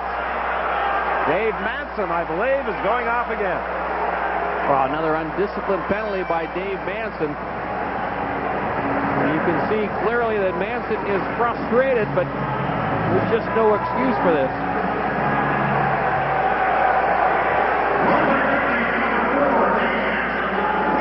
Let's take a look at it right here. It's the two-hander to the back of the legs. And you're not going to hurt anybody doing that, but it's a pretty obvious call for Gregson. Again, 4-goal lead in the hockey game. You have to put things in the perspective of the officials. And what he's thinking right here is, I don't want to let things get out of hand. If he sees anybody take a swipe like that, he's going to make the call. Now here's one that Mike Ramsey gets away with. Remember the Tkachuk goal the other night where he grabbed the stick of Mike Ramsey? And that's what allowed him to free up his own stick blade to convert for that first Winnipeg goal. Well, this time Ramsey returns the favor. Talk about an experienced defenseman. Ramsey went right in there and immediately reached out to grab Tkachuk's stick. And here's the big stat, of course, that Detroit power play, 3 for 6 on the evening. That's been the difference. And they have the man advantage again. With Manson off for slashing. Shot from the point. Kicked to the boards by Finley. Fedorov attempted to center. It bounces high in traffic. They score!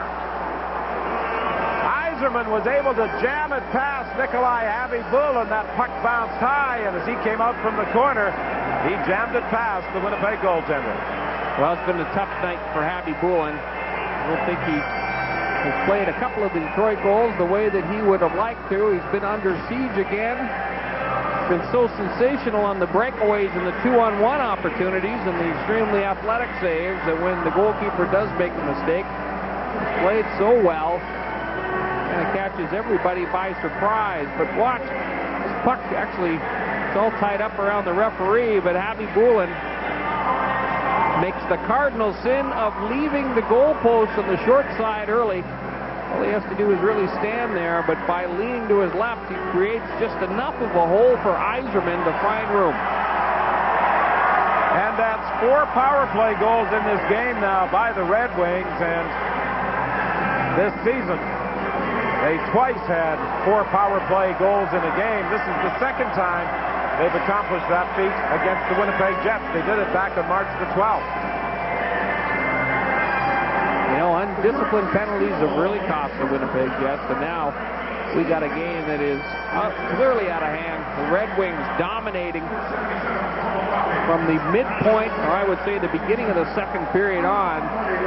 Abby Boulin was brilliant early, but he faltered for the first time in this series, and the Red Wings, so many opportunities, finally they just start pouring them in. Big night for Fedorov. That's his 4th assist. Coffey also assisted on Yzerman's first goal of the postseason.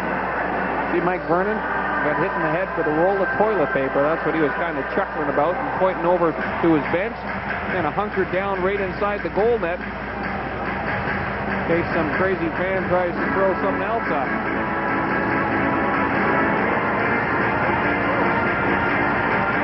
Again, the Red Wings win the draw. Bergevin dumps it in, mishandled by Abby Boulin. Deverdowski has Johnson quickly on him. Jamnov tries to slip it through for Shane Doan. He was stopped at the line. Coffey circles, being pestered by Jamnov. Played it over to Bergevin, and then Bergevin tried to ring it around the boards. It went out of play with 8:55 remaining in the third period. The Wings in front by 5. Whoa, it's taco time! Real Kraft cheddar, vegetable, seasoned beef, and chicken. Hungry? Come to Taco Time now! Always fast and freshly made. Discover our taste difference. This Wednesday's Lotto 649 jackpot is over $5 million. Just imagine the freedom. Just imagine winning over $5 million. When it comes to broadleaf weed control, nothing performs like Refine Extra. Refine Extra is easy to handle. It's completely crop safe. And it handles all your broadleaf problems in oats, barley, and wheat, including wild buckwheat. And top growth control with Canada Thistle. Refine Extra. A knock-em-dead performance nothing can match. Sometimes it's tough to know what that man was thinking, or is thinking. After Game 3, he felt that the Red Wings had scoring opportunities, but they allowed the Jets a little too much skating room. Tonight, they closed off all those skating lanes. Well, no question. It really is remarkable when you see Winnipeg get a hold of that puck, how quickly the Red Wings jump all over top of them. Johnson throws it in front. Maltby couldn't get a shot away as Jamnov was there to check him. Jamnov leaves it for Munich. Bowman giving some of the people who put his team into this 6-1 lead a bit of a rest. Players who didn't see much ice time in the first and second period, such as Johnson and Maltby, now playing in the third. Well, one guy who's logged an awful lot of minutes tonight has been Paul Coffey. And, you know, one of the things that creating that tight gap affords the Red Wings the opportunity to do is free up Coffey back at the blue line, force the Winnipeg Jets to dump the puck in. Coffey, of course, has got that incredible speed to get back. That last chance for Detroit, Maltby just unable to find the handle because Abby Boulin was down and out on the play. The Russian 5 are out there now. Finlay takes it back of his own net. Ahead for Eastwood, looking for Shannon. Shannon had problems picking up the pass, and then he was cut off by Konstantinov. Eastwood trying to dig it out of skates. Shannon is in there as well. Fedorov gains control, but he can't clear. It's cut off by Mills. He throws it back to the net. It bounced away from Shannon. Kozlov is there to get it. Kozlov protects the puck and then pushes it ahead to Larionov. He'll take his time as he circles back, looking for some open ice. Fedosov gets it back to Larionov. A nice move to get away from Eastwood. Now a pass ahead to Kozlov, and he had problems picking it up. Humanen strips him of the puck. Shannon's pass knocked down at center ice. Kozlov simply fires it, trying to play it down into Winnipeg territory, and goes into the bench out of play.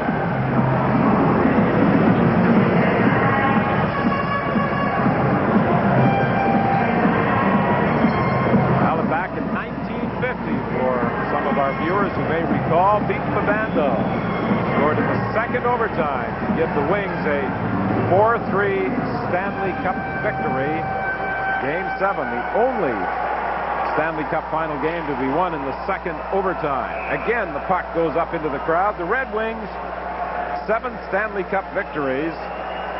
36, 37, 1943, 1950, 1952, 54, and 55. And that is the last time they were successful.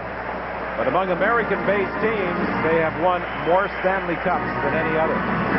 Saw Scotty Bowman just take a peek up at that scoring clock, watching his team do a pretty darn good job of protecting that lead.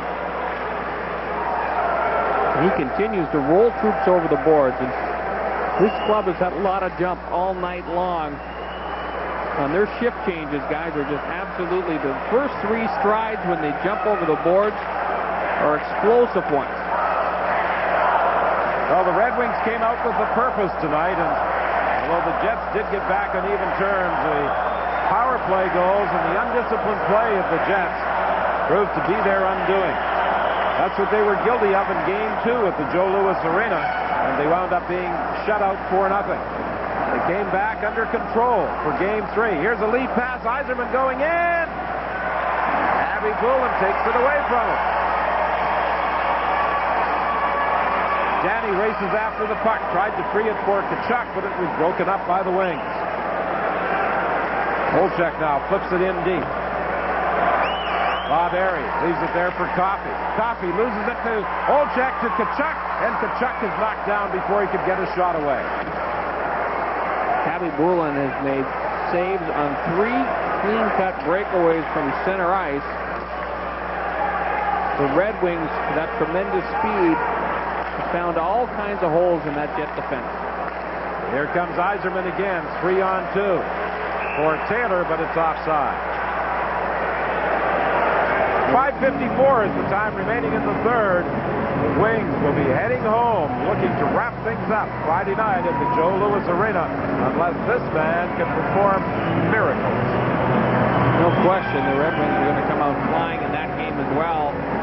The shots on goal clock, 33-18 in favor of the Red Wings, but if you were to count quality scoring chances, especially the latter half of this hockey game, they are heavily weighted in favor of Detroit. Well, that's been the big difference, the number of quality opportunities that the Red Wings have had compared to the Winnipeg Jets. Konstantinov tries to fire it in, and he puts it over the glass back of the Winnipeg net.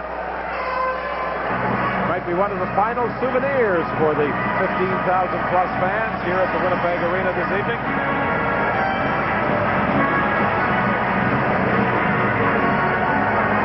Crowd pretty subdued at this point in the hockey game.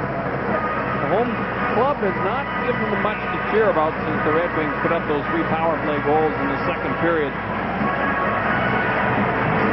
Year, of course, the Winnipeg Jets will be playing out of Phoenix and will be renamed the Coyotes. There's a sign at the north end of the Winnipeg Arena that says, "Phoenix will never love you like this." It's hard to imagine as Shane Doan tries to throw it out front that any team would provide such an emotional bit of support for players that the Winnipeg Jet fans have done in the 2 games played here in Winnipeg. But this series is not over. They go back to the Joe Louis for a game on Friday night, and if Winnipeg wins it, this series will return to the arena for Game 6 on Sunday. Stranger things have happened. Well, right now, the Winnipeg Jets are really looking for something that they can build on to go into Detroit with a little bit of momentum on their side. I'm sure that's what Simpson is telling his players on the bench. For Larionov. Larionov checked by Mills, but with some help from Kozlov, the puck is knocked out to center ice. It's Shannon from a sharp angle firing it wide. At the other point, Finlay keeps it onside. Ramsey has Eastwood tied up. Mills comes in looking to free it. Mills and Eastwood trying to move it out front. It goes to the other side to Fedorov. Fedorov is cut off by Shannon. Lidstrom plays it back to Fedorov. Gets it back of his own net to Ramsey. Ramsey's long lead pass misses Lidstrom, and very quickly the Red Wing defenders jump up into the play. From the blue line, you'll see Lidstrom and Coffey and Konstantinov moving up into the play, even Ramsey on occasion. Here's Kozlov bringing it in offside. 4:07 remaining in the third, 6-1. The Wings lead the Jets. Hell is a world where you have no home. And even though I was in heaven, something drew me back to my home. I can't put into words the things I've seen, the places I've been, or what it all means. Because it's not so much what you look at, but when you look, what you see. And now I see that my eyes are the eyes of the world. In my eyes, I am.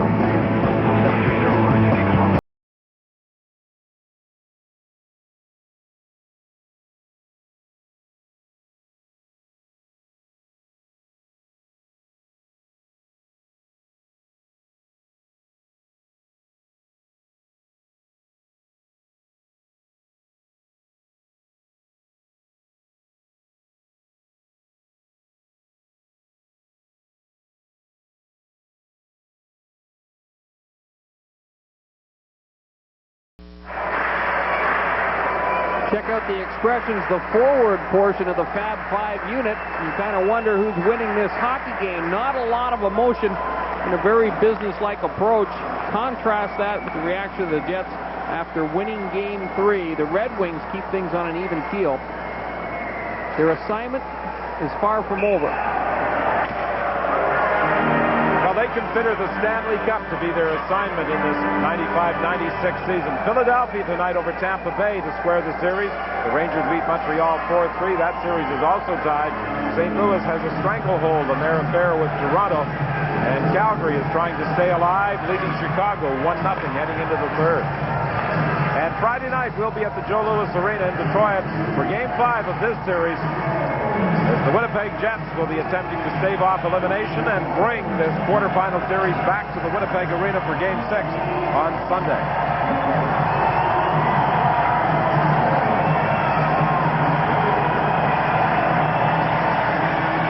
Incredible with this Red Wing club. They got a 5-goal lead. They're very concerned about the defensive alignment for this face-off in their zone. Primo managed to win the draw. Vernon comes out of the net to play it.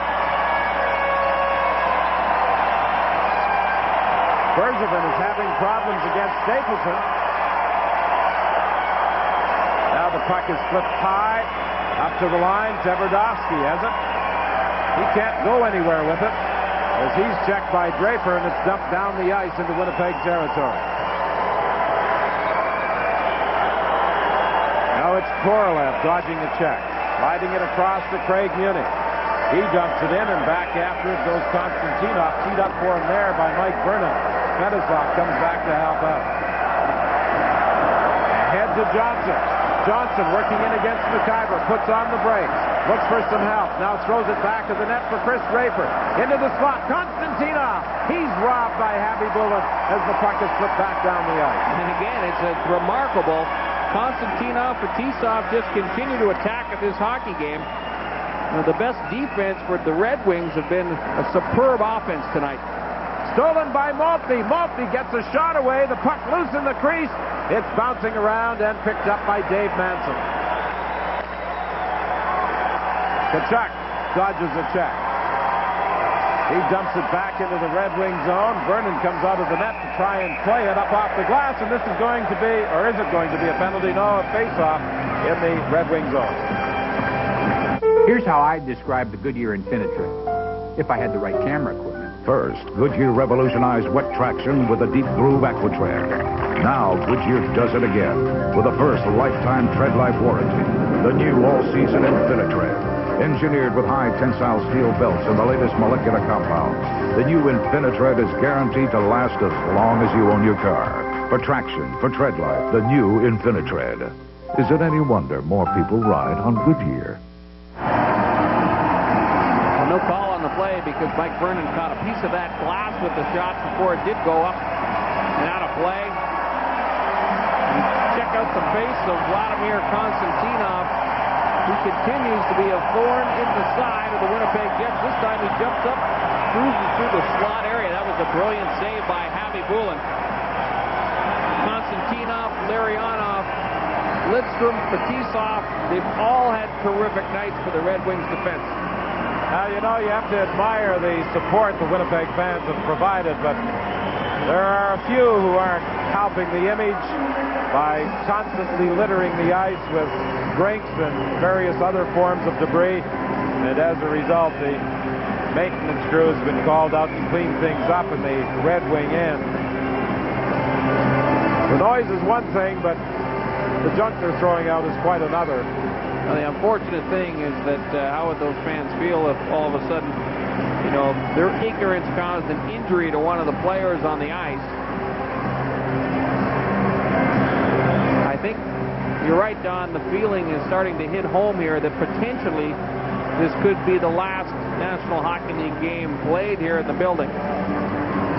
The Red Wings 2:29 away from taking a 3-1 lead back home to the Joe Louis Arena. Fans dressed in white. Who says you can't use a wedding dress twice? Well, that was a young lady that showed up with a sign the other night that said, "Marry me, Habby." And on the other sign it said, "Dino, the wedding's off."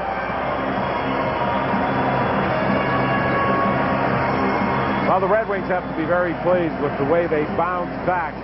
I thought they showed some tension in their dressing room today after the morning skate.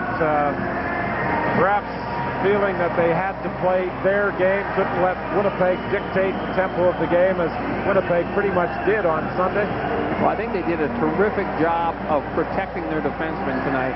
You know, they said that after Game 3 that they hadn't seen that many ice packs in the Detroit locker room all season long. Winnipeg was able to get in, get the bumps on key personnel. That hasn't happened tonight. The big physical players for the Red Wings, like Darren McCarty, have been an important factor as well.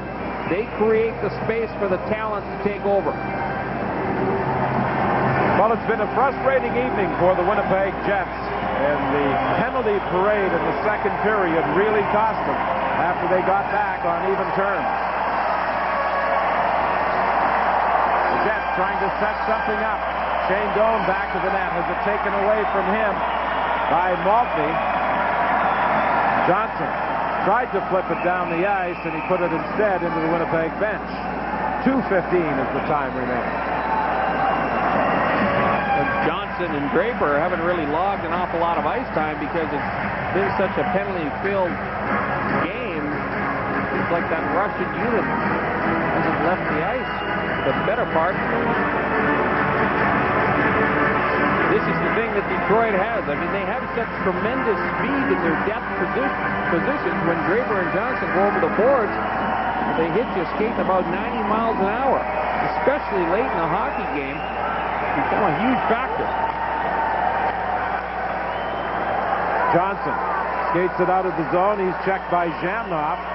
Zhamnov will circle and try to set something up for the Jets. Ahead to Shane Doan. Doan gets set and saved by Vernon as Vernon came out to challenge.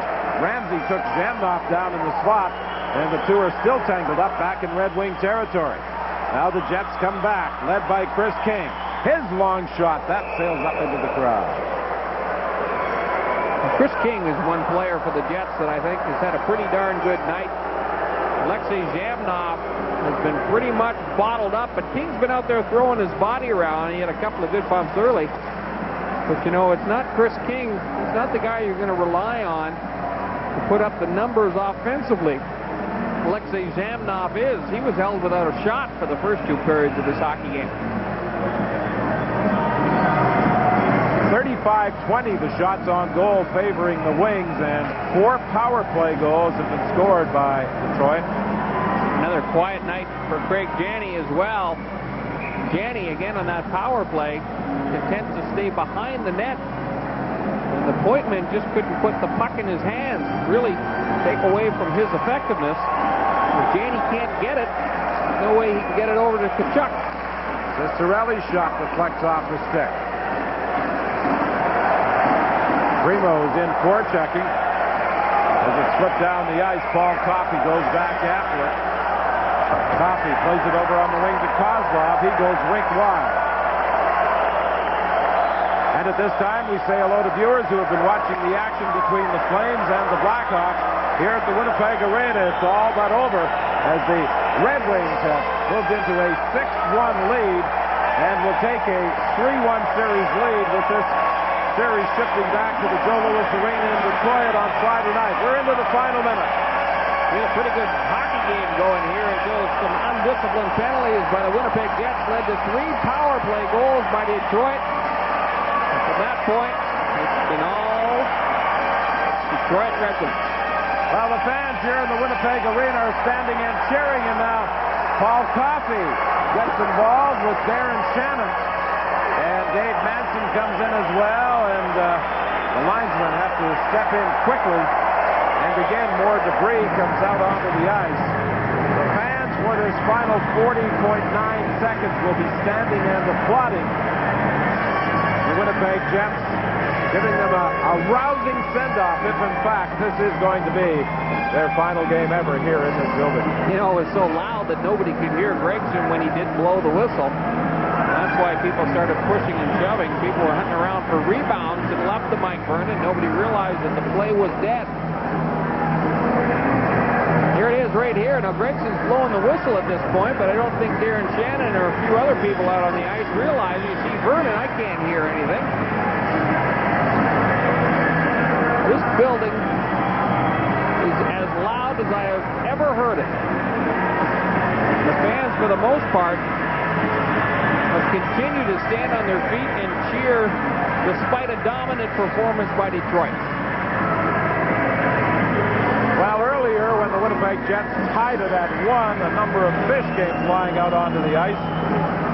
Somewhere, fans have managed to bring a couple of octopus into the building, and this most recent stoppage in play resulted in the octopi flying out onto the playing surface, something that Joe Louis Arena in Detroit is noted for. But there have been constant interruptions in play.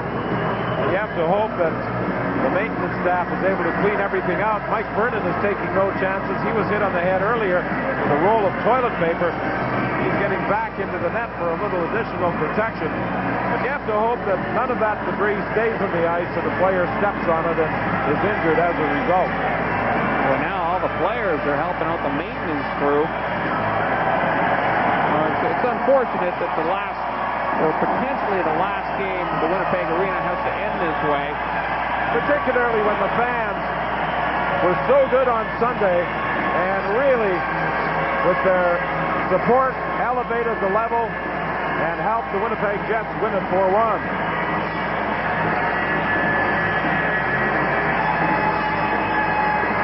White noise is one thing, but not all the junk that is coming out of the ice. Just as they get one area cleaned up, someone in the crowd throws out more.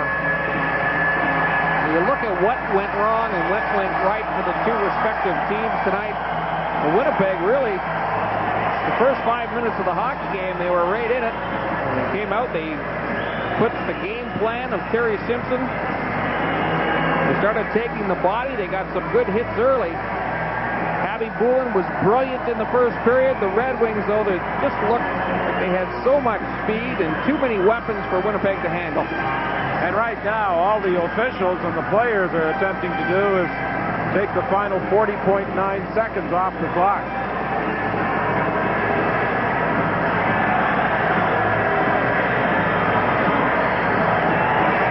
And Winnipeg fans, who had people all across the country talking about their response on Sunday, really had a bit of a black eye as a result of this performance, and it only takes a few to spoil what could be a very memorable night here at the Winnipeg Arena. Now it's Ramsey back into his own zone. 22 seconds remaining. Let's listen to this Winnipeg crowd try and give a final salute to the Jets, who have been a fixture here at the Winnipeg Arena since 1979. There may be more, but they've got a tough task ahead of them heading to Joe Louis to try and stave off elimination on Friday night. Well, it's been a frustrating evening for Terry Simpson as well. Sure, he was full of hope heading into the second period, as were the members of the White Noise. The Red Wings just took control. There wasn't an awful lot of athleticism on the part of the Winnipeg Jets to cheer about this evening. Now the fans are up and applauding again. Let's listen.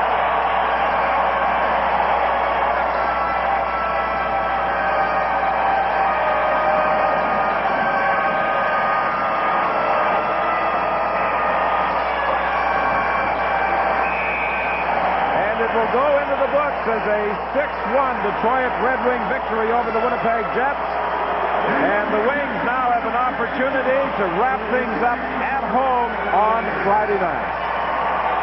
The Red Wings don't waste any time getting off the ice. They don't want to get hit by any more debris. Again, too much speed, too much strength, too much offense for Detroit.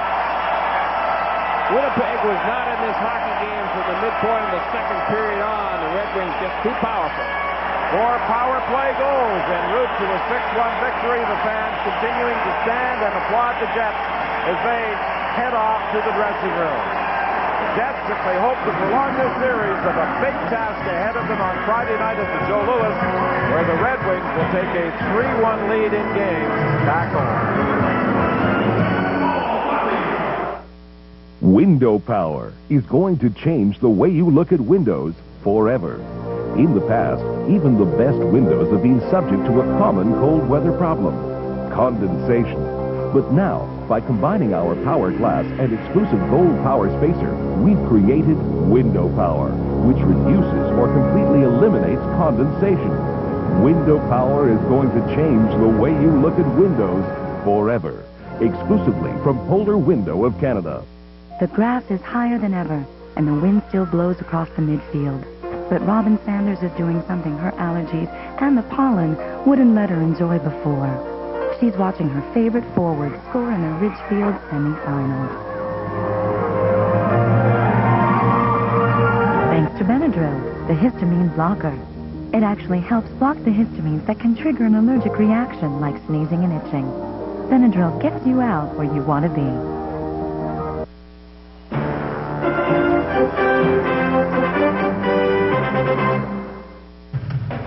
Molson Hockey Night in Canada on CBC. Brought to you by Molson Canadian.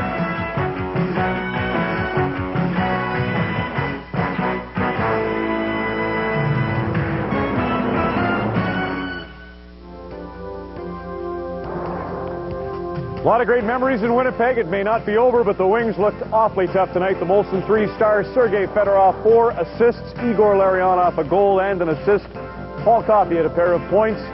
The Red Wings win it handily by a score of 6-1 to take a 3-1 series lead. Fans there, of course, over the 25 years will recall great ABCO Cup teams in the WHL, or WHA, I should say, with Bobby Hull, of course, the Golden Jet, moving over from the NHL. They'll remember Brian Mullen scored in overtime when Brian Hayward was in net for the Jets and they beat the Calgary Flames for their first ever playoff series win. 1990 was a sensational series. In fact, Rick Tabaracci, who's been shining for Calgary tonight, was in the Jets net when they took the Oilers in a great series. Bill Ranford had been stoned in the first game, and the Jets rallied Dave Ellett. Remember Dave Ellett scoring in overtime in Game 4, and Yari Curry, of course, ruined everything with an overtime goal in Game 6 at the arena. These fans, every time Don Cherry and I had the chance to go there to open telecast, the best thing, a little unruly at the end tonight, but the best thing about them was, for all that white noise, they were always really fun. You know, they wouldn't cause you any grief. Just great people lined up at 3 o'clock in the afternoon on the day of the games. Every one of them wearing white. I remember Grapes giving me a hard time about the portrait of Queen Elizabeth down at the one end of the arena on one opening, and I had kidded at the morning skate about how her crown looked like Peter Kleeman's helmet. Never dreamed Cherry'd say something like that on television. A lot of funny moments. Danny Maloney, John Ferguson, John Paddock, Terry Simpson, a great Tier 2 career with the Prince Albert Raiders, now the owner of the Red Deer Rebels. There's that picture. I remember I never sweated so profusely on television as the time Don gave me a tough time there. They love Cherry there, and they love their hockey. And none of them want to leave. Of course, it isn't over. As I said, Detroit still has to win 4 games before they can move on to the next round. The Jets will play next season, though, in Phoenix, Arizona. That says it all. For all of us, thanks for watching this evening, and so long from the arena in Winnipeg, Manitoba.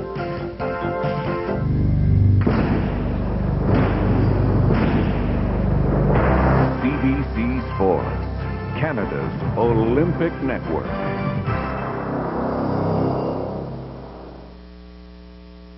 I'm Nancy Gregory. Join me for Health Matters on 24 Hours. Make it your news. This is the Canadian Broadcast.